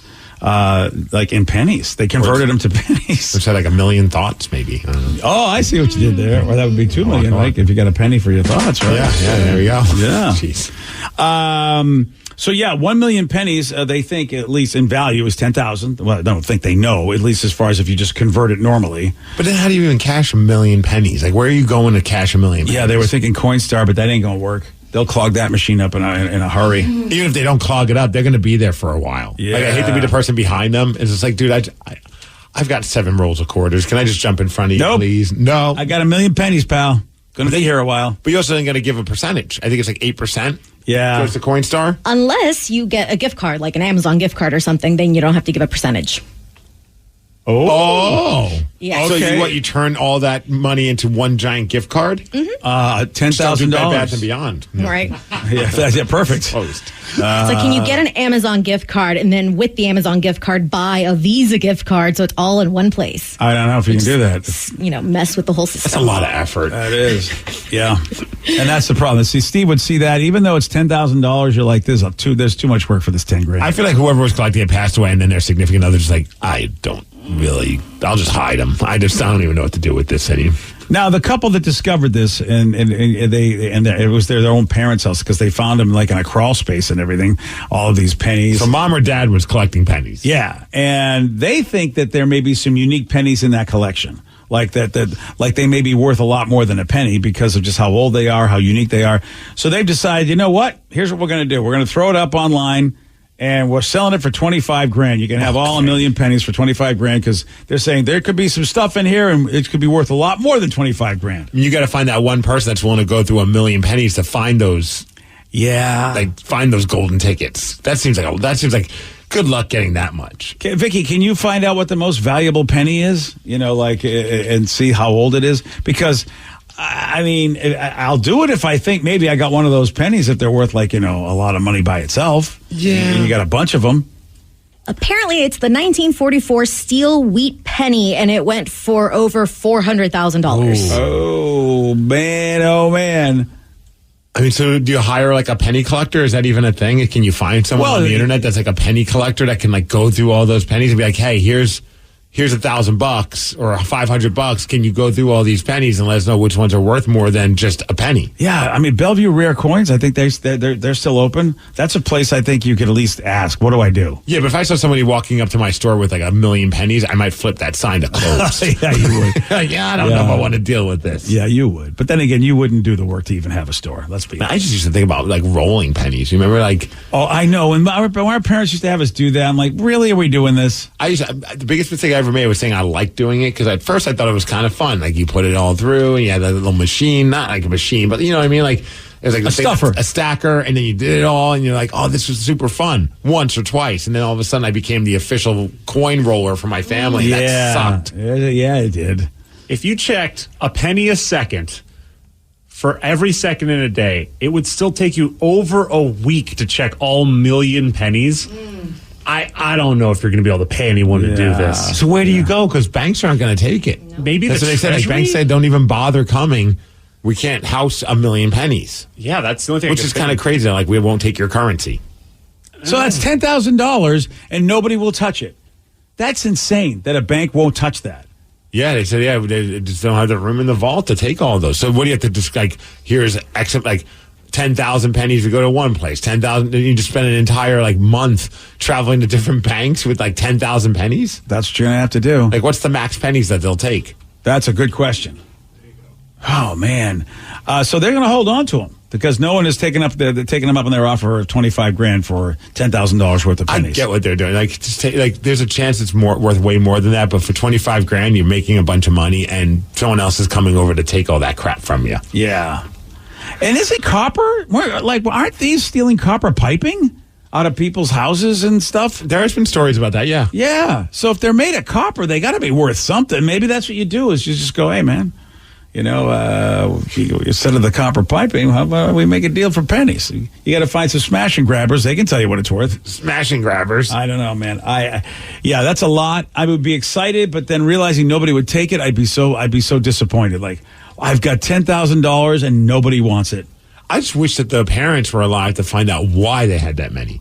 Yeah. Was it a rainy day thing? Was it a massive collection thing? Or was it just like, what the hell? I mean, you can't have like, what am I going to do with this penny happen that many times where you have over 1 million of them? What the kids believe is that their parents probably thought that this collection, if you convert your money to pennies, that it would be worth more later over time than a penny apiece. Mm-hmm. That was their way of basically getting interest on their money, is what the kids said they thought their parents probably figured. And boy, oh boy, you wish the parents just put it in the friggin' bank and or get a CD or invest in the stock market. If they had done it that way, it would have been more convenient for these kids. How many pennies do you think are thrown away every year nowadays? Because I think whenever someone gets a penny, the first thought is, what am I going to do with this penny? It gets me nothing. I end up giving it to the gas station. Oh, and like the little... I throw in a little thing. Yeah. Yeah. And I probably should be keeping it myself so I can drive my kids crazy. Do you guys not have like a little change cup anywhere in your house where you just put all your change? I have like a vase that we don't even use. Or a vase. Pardon me, I have a vase. I mean, I don't know if it's that fancy. It was just a piece of glass that's really... No, the way you said it. Well, what else am I supposed to say? It's a vase. It's not a vase. Oh. I mean, you made it sound like you're a fancy boy. It's just a vase. That's just how I say things. I don't know. I don't know it's fancy. Oh, I didn't know you said things fancy. Is vase? Is that the fancy way to say something? No, vase is not. Nobody calls it a vase. It's a vase. Vase. You just now you're changing. Now you're trying to change it. You're messing with my head, BJ. You said vase. I said vase. It's a vase. Vase. Like a vice. I have a vase. Yeah. Is it vase or a vase? It's. What do you call a thing that you put things into grip? You call it a vise? Vice. Yeah, so why can't you call it a vase? Vase. All right, then. Your Honor, I rest my case. Vase and vice. It's like one's of one. Vase. Yeah. Granted, they're spelled differently, but they're said this. There's like face. Face and vase. Yes. Vase. Do you have a vase? Do you have a phase? Look at my phase. I'm going through a phase. I'm saying my face is a phase. My phase is starting to hurt from this conversation. Yeah, I'm with you on that. Well, congratulations to the 10,000 penny people, or the million penny people. So much that million pennies weighs about 78 tons. Oh, I drive a dump truck, and I can only haul 13.5 tons per load. That's nearly 6 dump truck loads. Wow. So when I said there's tons of money, a ton of pennies, I was way off. It's 78 tons worth of pennies, a million pennies. Damn. It's a lot of vases you got. It's sure a lot of vases, yes. Yeah. It's a good. So they had to store them in a part of the house that had they couldn't be like on the second floor. They would have broken that place down if they. Well, look at the picture. This feels like it's almost like an attic type of a setup. Maybe it's the basement. It's not an attic, Steve. Well, clearly, there's no way 78 tons. No, I could know be in that. a goddamn attic. Please stop screaming your phase off. Sorry about that. Gosh. It's just a phase I'm going through. All right. Well, congratulations to nobody. This whole story is ridiculous. And but I think it's just crazy. They can't get rid of $10,000 worth of money. Right. Even if they're charging $25,000. But I think if you said, hey, you can have it for $9,000 and I know I could get 1,000 and I still don't think I'm going to go pick it up. I'm not going to bother. Oh, someone came to me and said, hey, I'll give you 9,000 for all those pennies. I'd be like, sold. Yeah. It's not money I didn't have. I know that. Yeah. I don't think anyone's going to do that. No, I know. That's what I mean, though. Like, if someone came up and just said, $9,000 I'll give you for the $10,000 worth of pennies. And they're asking $25K. Like they think someone's going to come by. They don't understand the inconvenience of it all. Yeah. I'm not sure even if you gave it to me for $30, I'd do it. You know what I mean? Would you do it for $30? Oh, yeah. You know, with Disneyland, we're trying to get a trip and all that. I think I would do it for. Where are you going to put the pennies on the plane? They're not going to take it on the plane. I'm going to figure out a way to get cash for these things. Like right now, money's tight right now. Car repair, vacation. Oh, wow. I got a lot of crap going on. All right, then. Here's some pennies for you. I'll take all the pennies. Okay. I don't think you will. I think you'll realize, how am I going to get them to the house? But I'll be that dip ass at Coinstar, being like, 8%, whatever. Just spending all day. Like, sir, you've been here for like 48 hours. Do you know how long it would take you? It's 6 dump trucks worth of pennies at Coinstar. Do you know how long that would take you? First of all, you wouldn't have 6 dump trucks. You don't even have 1 dump truck, which means how many trips is it going to take in your regular vehicle? Well, I just go here and there every couple of days. I'll swing by with a few bags and do it, and then. The look on the Coinstar employee as they watch Steve walk into this guy again. Yeah. The machine is full, sir. Sir, please. If somebody could please calculate in a regular, Steve's got a Jeep, how many trips would he have to be able to take that his Jeep could take? Like how many, you would have to Well, I wouldn't stack it all up in there. I understand that, which means, you know how many trips it would be? If it's 6, it would probably be almost 10,000 trips, I bet. Yeah, but I got till the end of the month. Okay. Well, I hadn't thought about that. All right, you're all set to go then. You see the cost of Disneyland tickets these days? I do. I think you would probably just do like your parents did, and you'll just take Tatum to Hersheytown. I'm about to. I'm going to take her to Wild Waves and just put on some Mickey ears. Yeah, and oh, there you go. Hire a friend to dress up as Mickey Mouse to go with us. This doesn't look like Disney World, Daddy. Oh, no, it is. It's Disney World Wish. All right, we have a question for you. What do you think was voted as the most annoying thing that other drivers do? Let's take a bunch of pennies to Coinstar. I'll tell you at 8:17 on The Rock. BJ and Migs, mornings on The Rock, 99.9 KISW. 99.9 KISW, The Rock of Seattle. There's a great chat online. Someone said, okay, folks, please rank the most annoying things that other drivers do. Boy, this is shooting fish in the barrel. I feel like this should be also, though, rank them all with the exception of the person who drives slow in the passing lane. Because I think that's always the number one for everyone. And I even looking at the text when you mentioned this in the teaser. It's just like 20 different texts are saying pretty much the same thing. Yeah, I have a new one, though, because at least I think it's we all know what this is, but the new one is driving like an a-hole in the slow lane. Oh, like aggressively driving? Dude, it is so frustrating when you go, okay, I know my job. I'm going to stay over here because I just want to go the speed limit, or I'm about to get off. I got some things. I just know that this is the lane for me. Everybody wants to go faster. I've given you the other 2 to 3 lanes. Do what you want to do.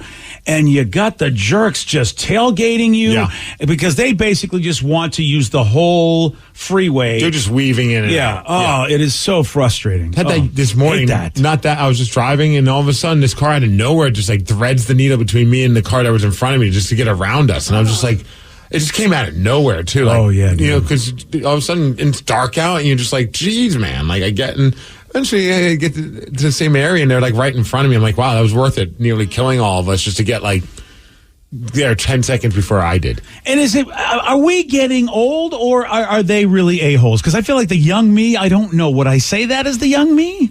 I think they've just been a-holes all the time.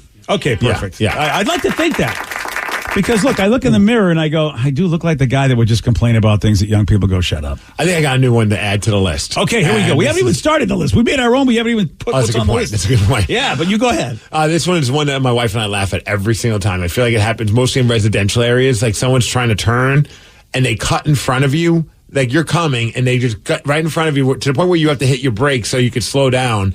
And then you look behind you, and there's no cars behind you. Yes. They could have just waited. Yeah, they could have. For you to pass, and then there would have been no problem for them to turn into the street. And I'm just always like, it doesn't get like, I'm not like mad letting on the horn or anything like that, but I always like look at my wife, I'm like, Oh, look behind us. There's 0 cars. They could have just waited 10 seconds and they would have had no problem. I never understand that. And then they just slow you down because then they never speed up to the speed you were going. That's number one, by the way, when someone cuts you off and then drives slower than you were going. Yeah, what the hell, man? I know. No, you know why? Go home. Nobody likes to be behind anybody. I really think that is a thing. I'm not here to kink shame. Yeah, I mean, people, they just feel like I'm already losing if I don't get in front of you. Right, we're not in a race. I think people in their brain, that's the only race they can have because the rest of their life is so miserable.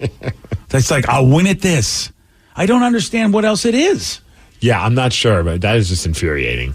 When people don't let you merge is number 2 on the list. Yep. I always love the person when you put on your blinker, and they start speeding up. And you're like, that's not what this is for. And then you have to have that internal debate. Should I turn on my blinker or should I just cut in front? Because once I turn on my blinker, they start speeding up. Like, God forbid someone wants to get into that lane. Yeah. It fits the theory. I don't want anyone in front of me.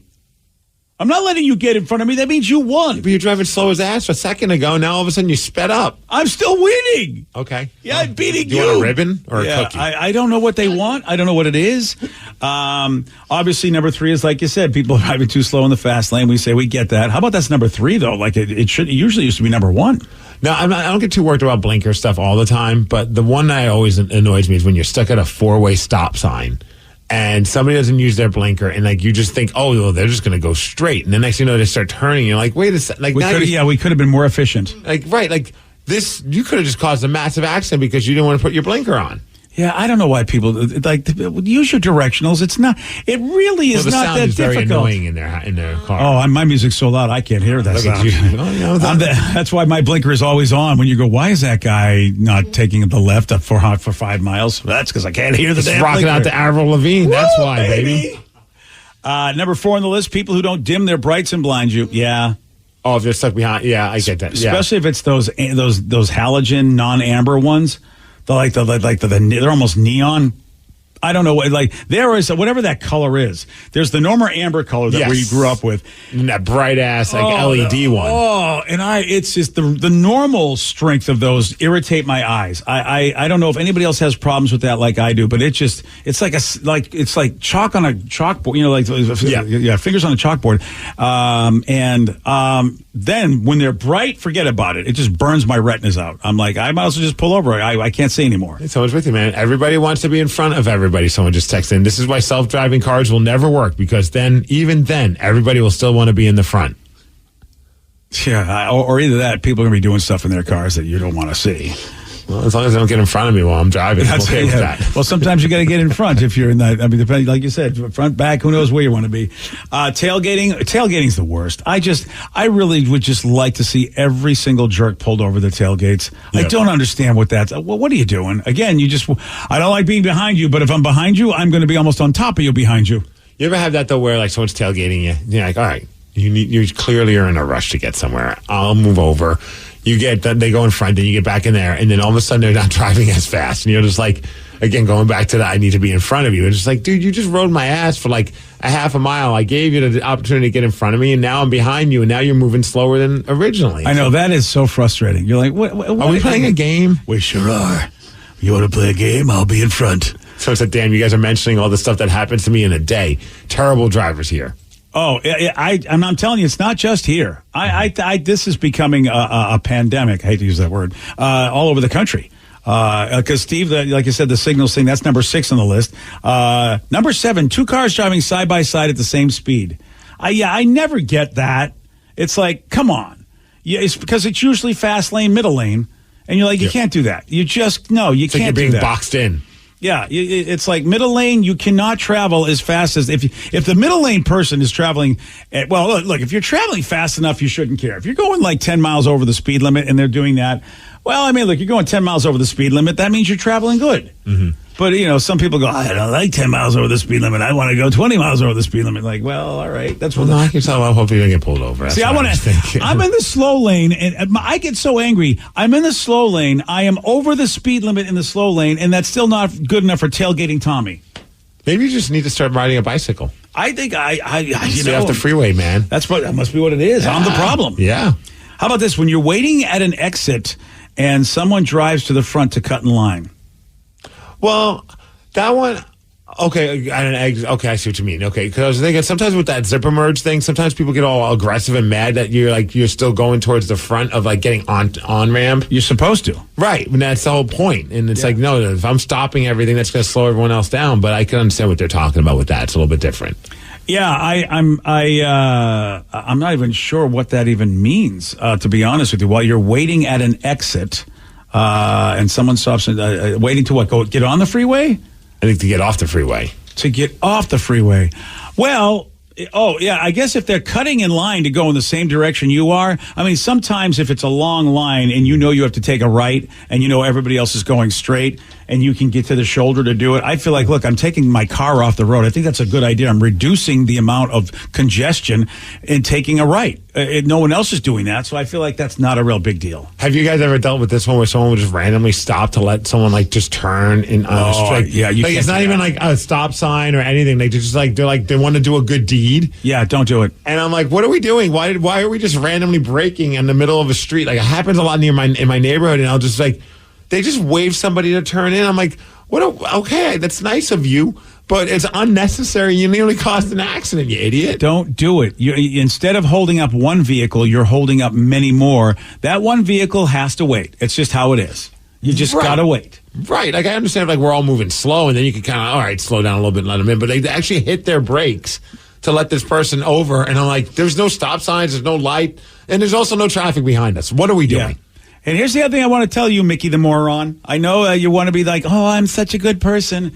Do not let a person try to take a left turn out of, say, a shopping plaza into a double or more laned road so that they can cross over one set of traffic to get over to the other side, because the other lane doesn't know you're doing that. Like, you've stopped me, and I'm like, okay, well, we're in the right furthest lane, closer to where this dude's trying to come out. Then he just peeks out.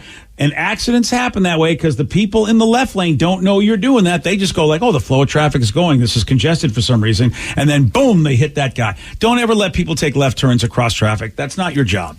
They got to wait they go to a light or they'll wait for a break in all the action. Mine's similar to that. I hate when you're in like a right turn lane and the person in front of you realizes they're in the wrong lane. So they just put their blinker on to merge into the left lane. I hate that. At a stoplight. I hate that. Yeah. Like, how are you ever going to get over? Yeah, keep going. You know what? Yeah, just take your right turn. Chalk it up to a loss and make the turn and figure yourself out after that, because that is beyond annoying. Oh, and the amount of people that try to slam on their like accelerator to just cut the person in front of them when the light turns green. Oh, yeah. Oh, that's how accidents happen. Yeah, they do. How about this person said the never-ending blinker? Are they ever going to turn or change lanes?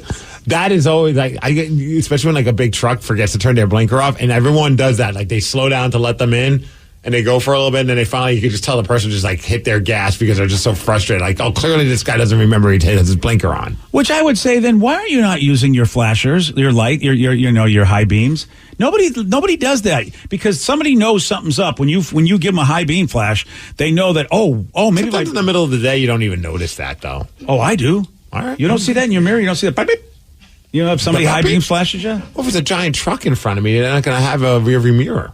They got the side mirrors, yeah, but they see everything. Oh, they see it all. Oh, do they? They see it. Oh, yeah. Every time. Dude, I get a nice honk every time I do it. I give them the old beep, beep with the little flashy. Beep, beep. And they go, thank you, buddy. Okay. Yeah. Because nobody lets trucks in. That's the other thing. Nobody lets trucks in. Oh, I'm like, watch your whore mouth. I let trucks in all the time. Well, there you go. Yeah. See, I always feel like maybe they're delivering something to my house. That's why I figure I'm going to let you in, get there. Are you afraid that they're not going to be able to deliver it if you don't let them in? Then? It's a way I teach myself to be a nice driver. Like, oh, they're probably bringing something to me. Let me let them through. It's very, very strange. Well, whatever you can't just do something nice. You have to think, how is it going to benefit me? America. Okay. All right. Hey, at least I end up doing something nice. You guys ever deal with this? I get so much stress over the four-way stop signs for some reason. That's always the one. How about the person that like clearly has gotten there way before you, to the point where like they're still stuck at that stop sign and you're still slowly driving to the stop sign, and then they aggressively start waving you to go, like as if like they're in charge, like they're like looking at you like you're the idiot that hasn't. I hate that. That doesn't understand how a four-way stop goes. And I'm like looking at them like, it's not my turn, man. Like finally you're just like, fine, you're the idiot. I don't care, but.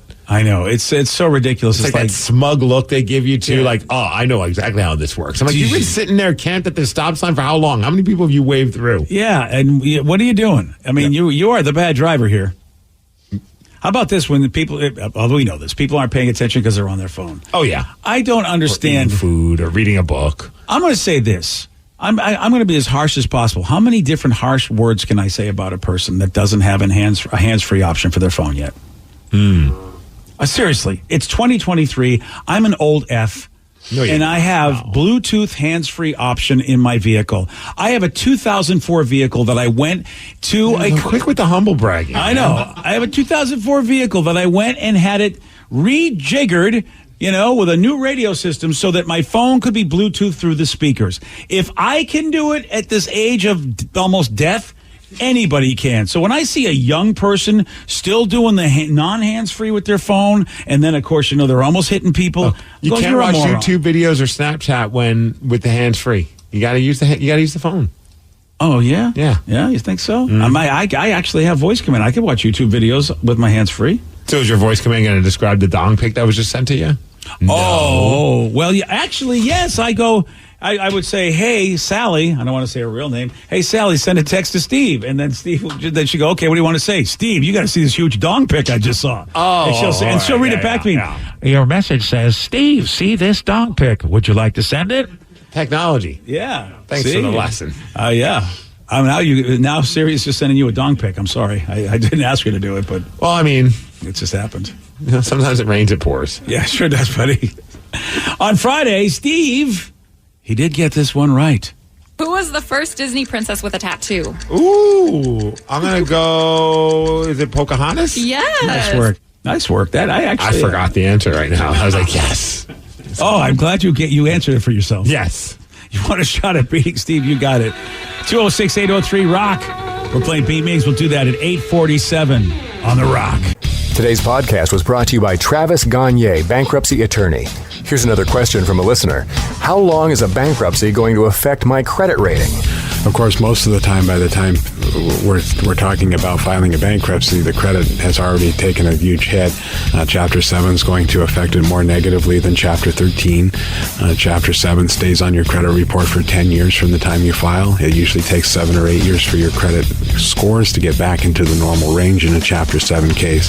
However, your credit will start to recover even in Chapter 7 after about a year. You'll be able to get credit again right away, usually before your case is even over. Chapter 13 stays on your credit report for 7 years and usually takes about 3.5 years for your credit to get back in the normal range. So Chapter 13 will mean your credit gets better much more rapidly. Thanks, Travis. If you have more questions about bankruptcy, you can reach out to Travis anytime at choosetherightchapter.com. That's choosetherightchapter.com. Thanks for listening. Hey, this is BJ. Thanks for listening to our show's podcast. If you're a fan of all things geeky, you should check out my other podcast, BJ Shea's Geek Nation. We have new episodes every day, and you can check it out at bjgeeknation.com. Your driver's license is important so you can get back and forth to work, get your kids to school, and back and forth to daycare. If your license has been suspended because you can't pay your tickets, you can't do any of those things. Let's talk about Chapter 13 bankruptcy. You may have heard that tickets cannot be discharged, but they can be dealt with in a Chapter 13 case. Why not come in for a free consultation? The chapter you choose will make all the difference to your getting back legally on the road. Let's design a plan to pay off your tickets and restore your license immediately. I'm attorney Travis Gagne. Please contact me today at choosetherightchapter.com. That's choosetherightchapter.com. 99.9 KISW, The Rock of Seattle. Ah, boy, this is it's tough if you're a baseball fan. We just don't know what to think. In about a month and a half, there are going to be big decisions that are going to have to be made. But, the Mariners are just, with that wild card, it's still a possibility. And they're not in last place. No, not. And look, forget the division. You're looking wild card right now. You just got talking about solid 10-game winning streak. Yeah. Texas stops playing well. Yeah, that's it. Forget about it. Yeah. Okay, is that what you're hoping for? We're 10 games back. Plenty of time to make that back. If we were in the Central, the Mariners would be like one of the top teams, but we're not, really. Yes, we actually would just be a couple games back. Yeah.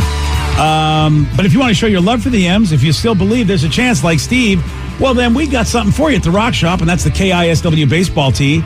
And it's a 3/4 sleeve style tee. Comes in 2 different styles, man. It's home or away. It's a good looking tee. You're going to want this because there's more than just this season. Don't forget the All-Star game's coming up. That's right. You got that here. You want to celebrate. That'll be a cool shirt to celebrate. So You want this baseball tee? Go to the Rock Shop at KISW.com. Let's play B Migs. It's time to play the game. So everybody scream his name. B Migs, don't be a loser. Whoa, B Migs, you're a loser. Who's ready to be Migs? I know Dustin from Bellevue is. Dustin, are you there? Yes, I am. All right, Steve, now get out. Goodbye. Get out. For those playing at home, Dustin has 60 seconds to answer 10 questions. You can pass all you want, but you only get 3 guesses per question. Are you ready? Let's do this. According to Google, the most commonly stolen food item is what dairy product? Milk. No. Cheese. Yes. The 4th Harry Potter novel is titled what? Pass. What does the M stand for in the medical imaging technique MRI? Magnetic. Yes. What flower is given out on the TV show The Bachelor? Rose. Yes. How many brains does an octopus have? 3. No. 2. No. 1. No. What kind of cup is a Moscow Mule traditionally served in? Oh, pass. What international event is celebrated every April 22nd? Can you repeat that? What international event is celebrated every April 22nd? Peace Day. No. Pass. Which Mexican food has the name meaning little donkey? Polo. No. Asada. No. Chips. No. What word is often abbreviated to FN on a keyboard? I'm sorry, function. Yes. With that, you get 4 correct. All right, that's better than the last game that was played. Yeah, that's true. Her last contestant got, 2? Yeah, so you doubled her score. Would have beat Steve if that was the score last time.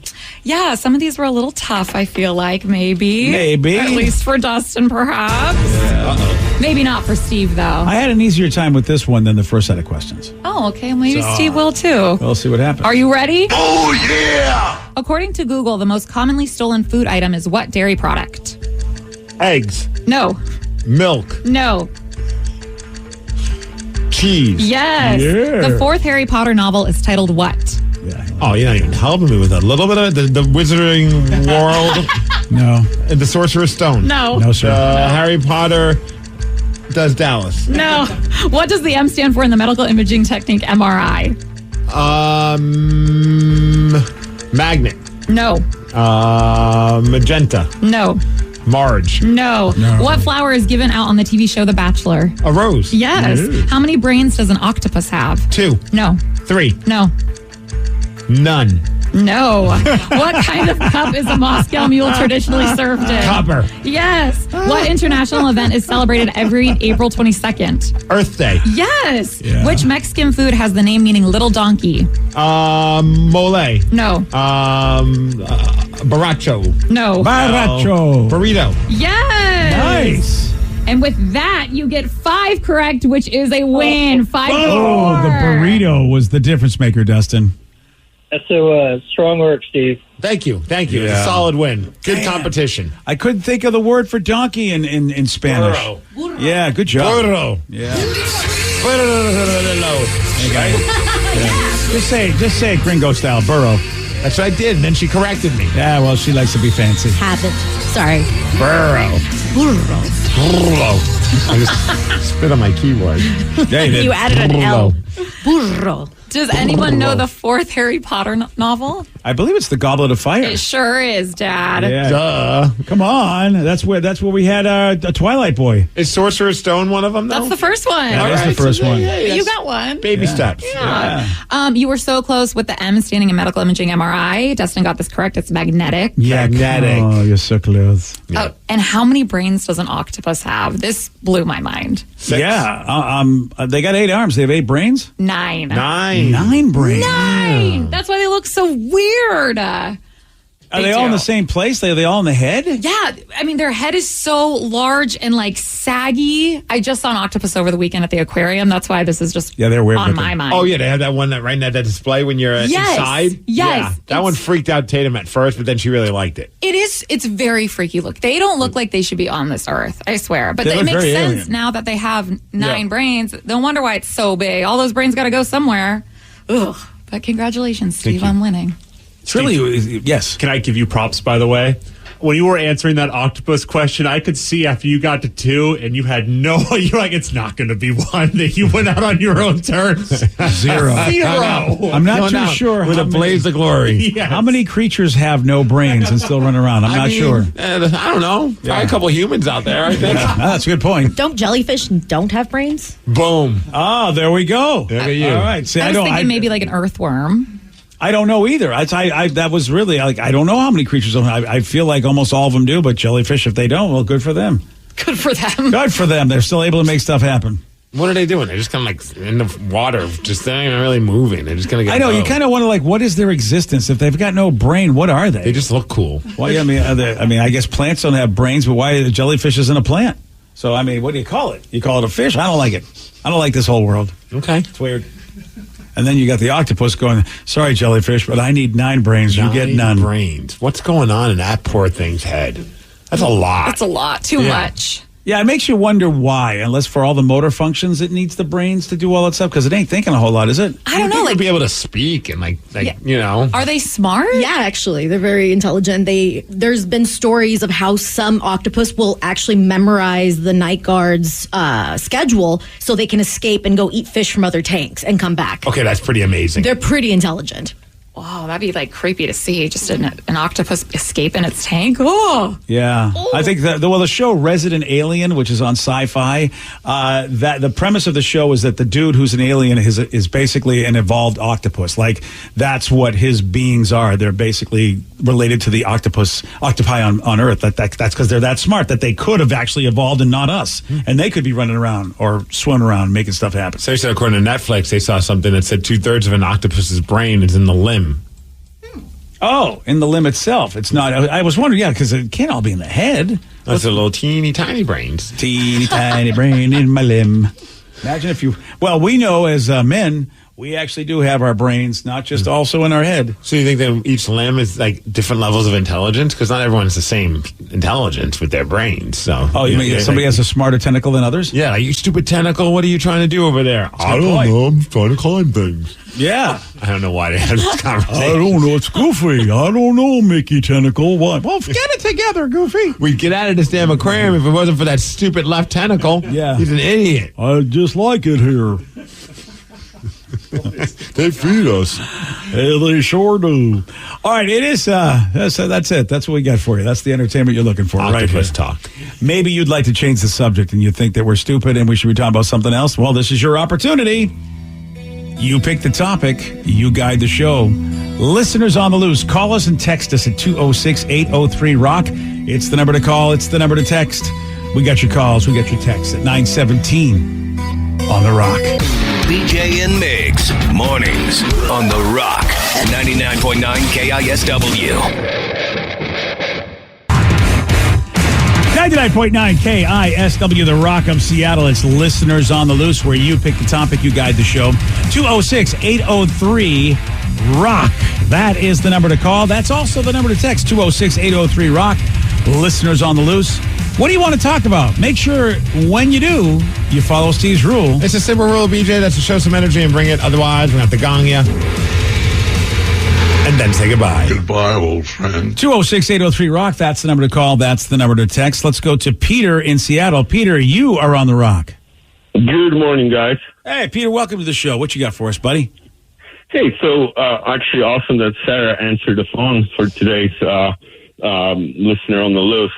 I am getting hitched in July. Oh, congratulations, man. Thank you so much. Yeah, awesome. And I've been following on her wedding and looked like it was amazing. So Okay, so my question to you guys is, like, I'm gonna be super nervous, and I was even doing the proposal, and I was wondering what can I do to kind of, limit try to be not as emotional during like reading the vows and other stuff, and maybe you guys got some tips on what you did, and then also what I was thinking is to maybe use something that I used back in the day to kind of last longer in bed. I was thinking like mariners or my grandma or, some stuff like that. So, just to kind of keep your mind off. You know what I mean? I'm being a comedian now, but... No, I know, we're tracking. Keep my mind off of things. See, now you're doing a loophole, because I was going to say alcohol will help you be probably maybe a little less emotional, but then later on, alcohol is not going to help you with with things. I say just take Viagra. I really don't want to be drunk. Sorry, I don't want to be drunk during my wedding. So I think I'm going to be sober, believe it or not, the whole day. No, I got you. Just take some Viagra before the wedding. That's what. And That'll do it. Then when you come down the aisle, you're like, okay, what the hell's going on here? But then it'll all go well. You won't cry at all. But is there any breathing technique or anything you guys use? I mean, did you get tear off? I cried. Just cry at your wedding. Who cares? I mean, it's an emotional day. Everyone's going to expect it, and you know what? People think it adds to the romance of it all. Like when Johnny Rubbers got emotional during Sarah's wedding. I thought that was awesome. Showed a human side to him. Yeah, it's when you see, look, us dudes are, ever since we've been raised, we've been told not to cry, not to be emotional, but it's more and more acceptable. And like Steve said, you get a lot of cred from people when you do, and it is the proper place to do it. And your wife's going to love it, and that means the sweet loving later on is going to be even better. Oh, wow. I didn't know see that. There you go. Thank you, guys. Have a good day. Yeah, Peter, congratulations, by the way, man. That's fantastic. Yeah. But definitely take Viagra, too. Yeah. Look, if you're really super, super nervous about things, like to the point where you think it's going to be high anxiety, then you can go talk to your doctor and say, hey, do you think I might need, because there's so many low-level relaxants that you can be given that still will allow you to function. But, it is normal to be nervous. And then it is normal to get emotional, especially if you really, really care about that person and vows start happening. Oh, yeah. Dude, the waterworks started the moment I saw my wife come out the door. I was like, oh, here we go. Like, it wasn't like bawling, but it was definitely, there was no dry eye. That's for sure. If you want a little comic relief, be like me and trip down the aisle a little bit when you're walking the bride. Nobody had a dry eye in the house when I was just a complete walking moron. We were all laughing. Oh, that was so bad. And I was nervous because I knew it was not going to be good, even though I tried my best because Sarah wanted to court. I just can't we just walk like regular people? But Sarah had an idea. Well, in all fairness, do you even ever walk like a regular person? I feel like I get places. I do. That is true. You figured out how to put 1 foot in. I was out in the hall just a minute ago. You are able to walk around the building. Yeah. So I thought that would work. But so Sarah just got married and her husband was emotional. Did that bother you? Or did you love it? He's dead to me. Oh, okay. Yeah, I was asking Sarah, but I'm glad that you answered for her. Yeah, there you go. No, I thought it was like the sweetest thing ever, especially because he's like such a big, burly man, and that side rarely ever comes out. I will say though, maybe Peter could, I don't know if the wife would like this or not, but J-Rubs didn't really look at me much. He kind of said his vows to the officiant more than me. Yeah. So I think that maybe kind of helped him to not just be staring at me because he was taking his sweet time with his vows because he got choked up so much. Mm-hmm. But yeah, you're a dude. Just cry. It's all good. Yeah, there you go. No one's going to be upset, except we just feel like people are going to look at us. Yeah, I never left a wedding. Man, that wedding sucked. The dude was crying during his vows. What a loser. Oh, I did actually feel that way at your wedding. Okay, that's cool. But luckily there were cupcakes. So you got cupcakes and everything was good again. Everything was good again. Yeah. Someone just texted, Migs, great meeting you at Emerald Ridge High School. Oh, look at you. Okay, that sounds strange. I keep getting older and they stay the same age. So I'm Steve Migs. How the dance recital went. Speaking of waterworks, the dance recital happened at Emerald Ridge High School. Oh, this was the first recital for little Tatum. Tatum, she was a little ballerina. Okay. And it was awesome. It was amazing, dude. It was, once I get the pro shot video, because I tried to do it on my cell phone, but for some reason I had this bright green backdrop, and it kind of made the cell phone video kind of blurry. But it was, man, I thought it'd be cool. And then all of a sudden she just kind of walks out, and I have a video I can show you guys. There she is right there. Oh, look at this. And dude, the whole room, because it's all these little 3 and 4 year olds, and the collective sound of the room, this is adorable. But of course the parents, you could tell which ones were the parents because everyone's sniffling, because it was just, it just crushed all of us. But they danced. They actually moved around. They didn't just stare at like the people in the crowd. Yeah. When everyone started clapping, Tatum kind of gave a look like, I like this. So now she wants to be on stage all the time, which is just fantastic. Yeah. But it was awesome. And shout out to the Elite School of Dance. They put on a great production. Even like the adult, not adult, but like the teen versions of the ballerinas, they were like really well done. I was like, this is well put together and well choreographed. Well, so did you see any? Now, here's the thing. You start, as you do these, you will notice the people that might have talent, especially if Tatum stays in this and, like Sarah did, and all the way, because Sarah was that age, and we followed Sarah in her dancing career all the way through high school. Yeah, I mean, I could tell like certain people were like a step ahead. Yeah. I couldn't tell if anyone was bad because I don't know what the hell's going on. I mean, everyone seemed like they were in place and they were moving around the same, I could never be like a judge for one of these things. I'm like, yeah, they all moved kind of close to similar in the same spots. It was good enough to me. But yeah, everything was fun, but man, it was a struggle not to just like have a tear running down your eye. It's the first time she's actually up on a stage and she didn't freeze and she was having a blast up there. Yeah, look at that. I'm watching the video and she looks like she's doing. I mean, a couple of the other kids probably it's like, yeah, you should quit dancing. Well, but, Tatum looks like she's doing okay. It was a little bit of a free for all at times. Like every girl was just kind of like spinning in circles at different times. That's how it always is. Yeah, it was a blast. Though. It really is. The little ones crack you up because you go, they're never going to figure this out. They'll just go, well, I know how to jump and spin. I might do that. Packed out room at Emerald Ridge High School. Look at that. Yeah. Woo! It's a party. I mean, place was sold out, BJ. And how old were the dancers? The oldest ones were up to high school, would you say? I don't know if anyone went over high school. I think it's up until high school. Yeah. I think that's when it's done. So you got a long road. I could be wrong. You have a long road. How long? Did you have to stay for the whole thing? No. Oh, look at you. You cheated. Conveniently, hers was in the first half. And so we just went to go check on her and never made it back because, it was 4:00 in the afternoon. Oh, those people need to. It was kind of warm in there, man. Like, I don't know if they turned on the air conditioning and I was starting to fall asleep. Lucky. Oh, yeah. You're so lucky because the people that we know, they always had a performance of everybody at the beginning, the middle, and the end. So you couldn't duck out because your own kid would be like, well, you got to stay for all three, Daddy. Legit, I would have stuck around. Like I even was a little bit like conflicted. Like, I don't know, man. We should just stay for the whole thing. Like that's just kind of, it is what it is. But it was so warm. Like even old people were complaining about how warm it was inside the room. Yeah. Like when old people complain that something's warm, yeah, you're right. You know it's warm. They run cold. Right. That's when I first walked in. I'm like, man, it's a little warm in here. I'm like, oh, it must be for all the old people that are going to be coming in here. Like, 'cause, obviously a lot of grandparents. Warm is not good. Oh, dude, especially when you're not a fan of ballet and you're just doing your best to keep your eyes open. And also maybe you were out late the night before wrestling. So like, I was a little tired and then Tatum finished in the first half and Trappers was nearby, so we're like, let's go get some dinner. There we go. And everyone knows Trappers closes at 5, so you had to get there early. Dude, you won't believe we barely got there in time. We were there at like 4:45, and they were like, you barely got in.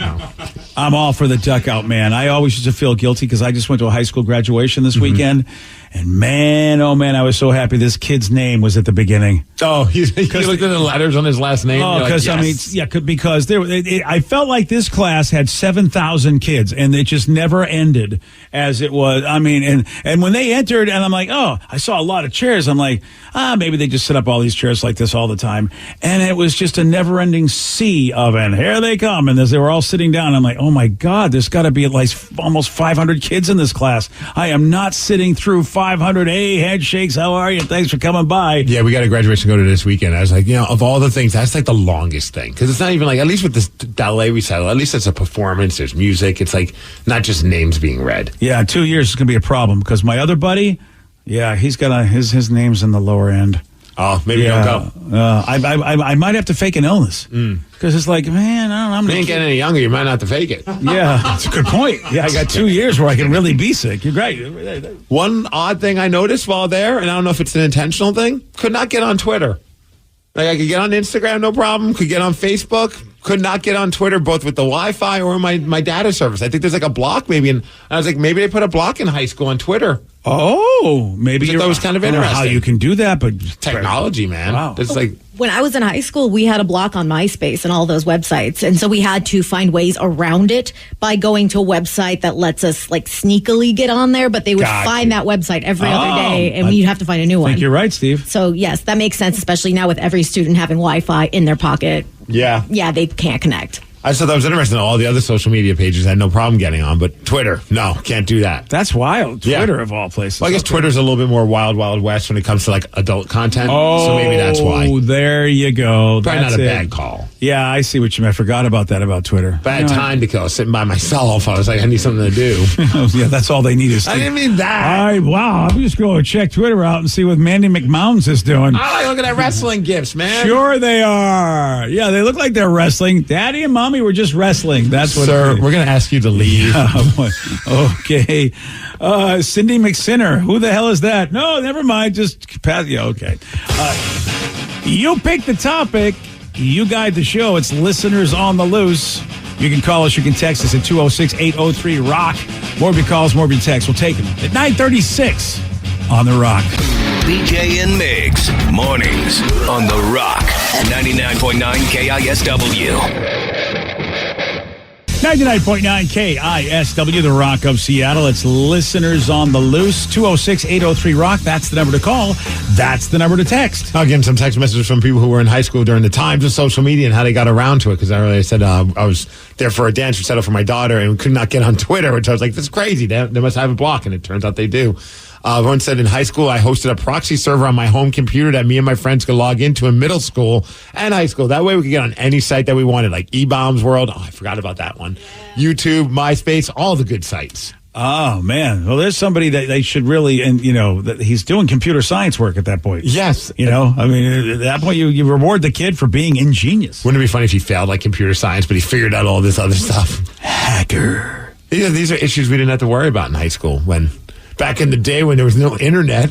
Dude, how old do we feel? Because these are people telling us what they did when they were in high school. I know. Which means it's not even like what's going on now. I mean, I'm sure part of it is going on, but that's how long it's been going on, and you and I still didn't experience any of that. So we would go to the mobile version of those websites to go around the blocks in high school. Ah, yeah. The workaround. Some people just went under the bleachers. I won't mention anybody's name on this show. Oh, someone wants to know, BJ, have you watched the new Spider-Man Across the Spider-Verse yet? My boy and I watched Into the Spider-Verse, and at first I wasn't stoked, but man, it was a good movie. I'm excited for the new one, and better graphics than Diablo as well from Red. That's awesome. This is a tough one. This is a real tough one. Joey Dees and I have an issue, and it has nothing to do, and I'm so sad because this movie is getting amazing reviews from critics and people, and we saw the first one.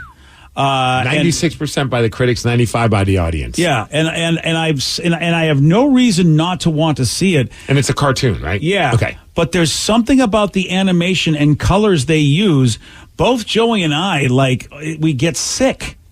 For real? Yeah, it's not good. It gives me a headache, and it gives Joe. It does even a little bit worse to him. Can you find a clip from it so I can see what you guys are talking about? Yeah, the animation it's definitely the way it's animated. It's definitely different than a lot of animation you see how it looks on the screen. And I think it's the use of the colors because it's a lot of pinks and bright light blues, and it's not everybody's exactly the right color. Oh, okay. I could kind of see what you mean. It's kind of frantic looking too. Yeah, and it's well done, but it's just something about all that mixed together. Interesting. That just gives us a hard time. Though that does look a little bit different than what the first movie was like. Now that I think about it, you know what you do? Wait until it comes. Can you watch it at home yet, or you have to still go to the theater? You have to go to the theater. Oh, I was going to say, you can, when you get home, change your TV settings to make it get rid of the saturation and make it black and white. It looks blurry. See, they blur stuff out. It almost looks like you have a pair of 3D glasses on. When you put 3D glasses on with a regular thing. Or actually, when you take them off and you watch it, so they do some blurring, around the characters that aren't, in focus. And I don't know, that messes with my eyes. It's almost like they're putting everything through a portrait mode on your cell phone, where the main subject is crisp, but everything else around it has kind of a fuzz to it. So I want to wait for it to come out on video at home so that I can watch it in bits and pieces, so I don't they'll sit there for 2.5 hours, or however long it is, and just blow my brain out. That's interesting. I mean, I wonder if anyone else is dealing with that issue as well. Because if so, man, chalk that up to a bad idea. Yeah, it's weird because it was a great movie, but it's like I said, when I got a headache an hour into it, it kind of ruins the movie for you. Oh, you yeah. know? Yeah, so I just was I'll watch it at home in 15-minute little pieces. That way I can enjoy it. Yeah, it's very cleverly done, and you can see, Steve, as you're watching it, it definitely looks different than other animation you've seen before. Yeah. And I think it's trippy looking. Yeah, and the combination of all that just somehow messes with my head, too. And I'm sorry, Joe, I passed that along to you. But I will watch it when it comes on demand. Why can't they just do this movie with real people? Why can't they? If it's so good. Well, you know, with animation, you can do so much more. But yeah. Why am I trying to say? I know you're right. There are a bunch of real Spider-Man movies, but this features the Miles Morales version of Spider-Man, and so I'm not going to go heavy geek, but it's different than the normal Spider-Man that you know. But he's had a whole history in Marvel Comics, and very well received, and all the different Marvel people, including Spider-Gwen. So there you go. Spider-Gwen? Spider-Gwen does whatever a Spider-Gwen does. All right, someone says, hey, guys, last night after one too many Jell-O shots, I decided it'd be a good idea to jump off a 30-foot dock into Lake Stevens. Oh! Needless to say, I'm off to get x-rays this morning because I think I dislocated my hip. My question is, what is something you did in good fun but ended up hurting yourself? Remember to be kind to one another. Love, Miss Jones, our teacher friend. So she just did this? I just never picture Miss Jones getting drunk and jumping off of cliffs.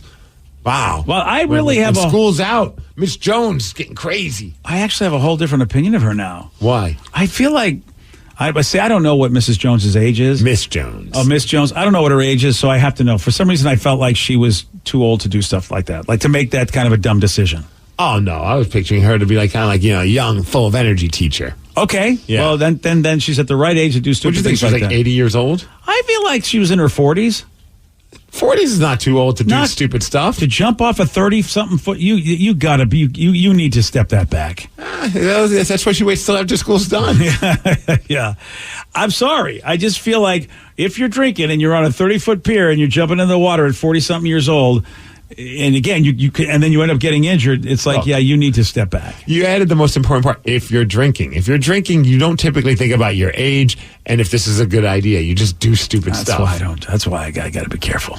Okay, well, make sure never to give you Jell-O shots when we're near a cliff, BJ. Thanks, buddy. I appreciate that. Well, I hope you're going to be all right. Hey, quick shout to my mom. Yes? She's had successful hip surgery today. Oh, please let me know how she adjusts. I'm curious because we're going to visit them. Yeah. You'll give me a great report. That was funny because I was like, all right, Mom, we're coming on this date to come to finally Tatum's going to get to, with the pandemic and everything. They haven't seen Tatum since she was born. And so this is the first time they're going to see her now. She's walking and talking besides FaceTime and things like that. So it's very exciting. And she's like, okay, cool. That'll be perfect because I'm getting hip surgery, blah, blah, blah, like today. So we'll have a couple of weeks to recover. I'm like, Mom, what? I'm like, you're almost 80, and you think that you're going to be recovered and good to go when we show up with a toddler in 2 weeks? In 2 weeks, she's like, oh yeah, I should be fine. Doctor says. So I'm like, I think that I think she's out of her mind to think that. But on the flip side, we're like, actually, this would be a good time for us to go because Dad's not getting any younger either. He's not very mobile, so at least we can help do some things when they're not able to get around. That wasn't what we were anticipating on doing while going to visit them, but that is what it is. But okay. Yeah, I'll keep you posted on how the hip surgery goes. Hopefully she's just going to be running around with Tatum now. See, that's the key because you know what I mean? Look, as you get to be a certain age, all of a sudden you feel body parts that you hear people talk about. With me, it's like, okay, I got a little something going on over here with my hip, but it's not a problem. But I wonder in, 20 years, same thing with the knees. And so I watch old people go, how's it going for you? Yeah. Because I really don't want to. So if she comes out, because, your mom, 80 years old, also to be able to survive a surgery and be okay with it. I mean, they worry about that at that age to do any kind of surgery. Absolutely. So good for her that she's in good health to be able to do that. No, I was happy. My dad texted me first thing. He's like, okay, surgery went good. We'll nice. Keep posted. So yeah, that'd be awesome. She could, but if not, we'll sit in the living room and Tatum will entertain all of us. We'll have her do her dance routine. Aww. Yeah, and I think we talked about it before. Did we hear? I think our agent posted that the surgery for Danny Bonaducci went well. I did hear from a couple. I think Paul. There's a whole blurb I think on TMZ where they're quoting him, our agent guy. Yes, I heard it went well. Yeah, I don't know what that means, but hopefully that means that he's going to be able to walk around without fear of falling and all that kind of stuff that he was talking about beforehand. Yeah, because I guess there was some water or liquid on the brain, and they were able to get that out of there, and they felt like once they were able to get that done, Danny would be able to resume a relatively normal life. How great is that? Yeah, so That was scary, man. It's definitely scary because he and I are the same age. So it's like, and of course. He's lived a little bit of a crazier life, though. He has. Just a tag. He has. He's times a million. Exactly. I have not been hit in the head as much as he has for his job. And so he feels like some of those, head injuries that, or the head action that he got was maybe doesn't sound right. Concussion-y stuff, whatever it was that happened to Danny that he felt was contributed to his situation. Other people can have other kinds of head action and be fine, as far as I know. All right. Different kind of stroke. Hey, someone wants some dating advice. Well, Joey Dees is here, the man to help you. Okay. They said I was supposed to go on a second date last night. I hadn't talked to the guy since Wednesday. Never heard from him, so I texted him around 1 p.m. yesterday, and he said, I forgot, and he went out of town with his kid. So I just go with the quote, he's not into you, and forget about him? I think, yeah. Because here's the thing.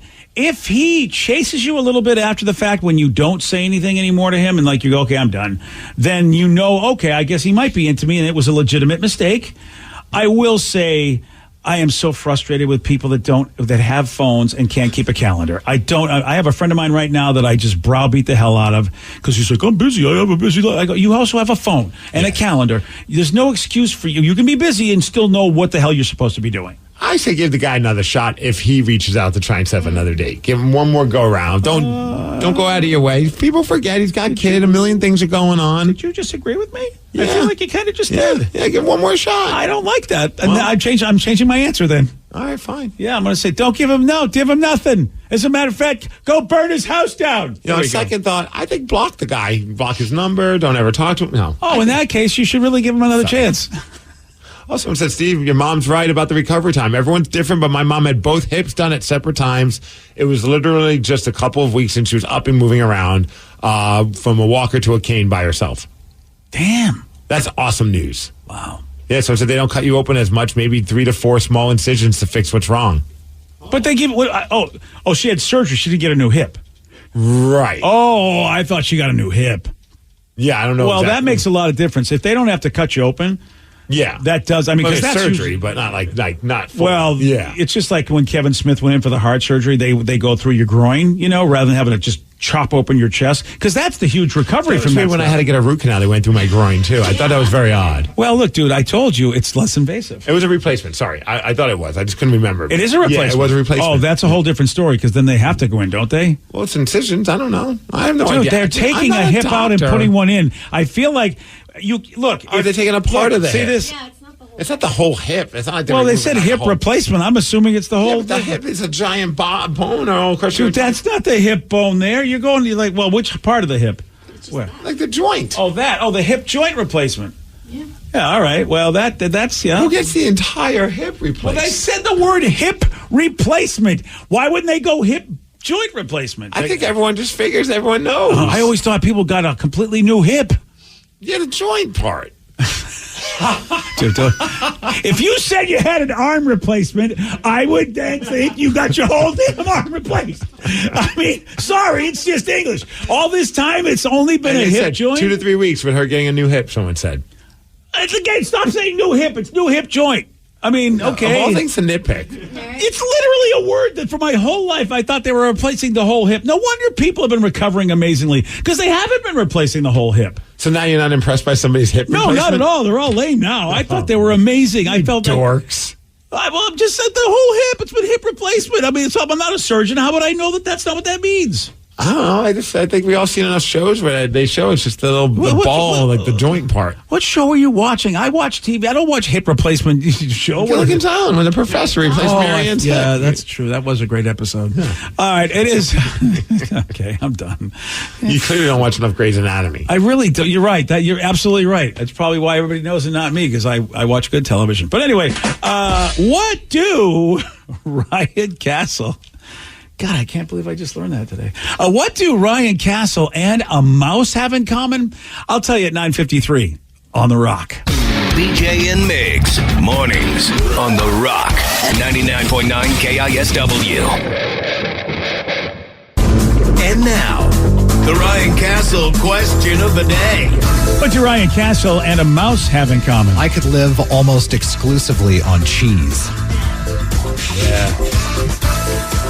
Yeah, you and Mickey, Wasn't buddy. expecting it going there, but yes. I'm the cheesiest. Yeah, you are. Someone said Steve leaves the cheese out for both of them. Thanks, Steve. See, because Ryan lives exclusively. One text said, both make my girlfriend scream. Oh, that's sure do. I mean, that can be taken more than one way. Yeah, that's very sure positive. can. Yeah, that's I'm going to view that half full. Sure did. Both leave droppings in Steve's garage. Yeah, I know. I hate when you do that. I know. It's just nuggets. The bathroom is just right up the steps. I know. But he's like those joggers. They got to go when they got to go. That's right. Dude, I had one of those this weekend, but we can talk about that later. Oh, wow. Yeah. Wait, were you the perpetrator? Yeah. You took a dump on somebody's yard? No, I was out for a run and almost had an accident, but I figured it out. I would like to know how you figured it out, because usually... Well, just don't go to the Fred Meyer on 85th and Greenwood anytime soon. Damn it, I was planning on going today to get some cheese. All right. I'm very disturbed. All right, well, this guy got a 12-pack, maybe from Fred Meyer, and who knows what's in it. It's up next. BJ and Migs, mornings on The Rock, 99.9 KISW. Today's podcast was brought to you by Travis Gagne, bankruptcy attorney. Here's another question from a listener.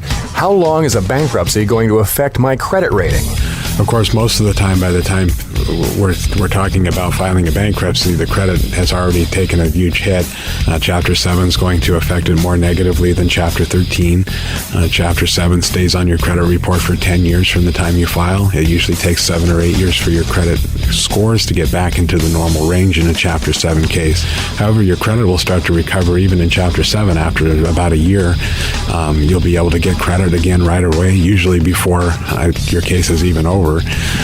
Chapter 13 stays on your credit report for 7 years and usually takes about 3.5 years for your credit to get back in the normal range. So Chapter 13 will mean your credit gets better much more rapidly. Thanks, Travis. If you have more questions about bankruptcy, you can reach out to Travis anytime at choosetherightchapter.com. That's choosetherightchapter.com. Thanks for listening.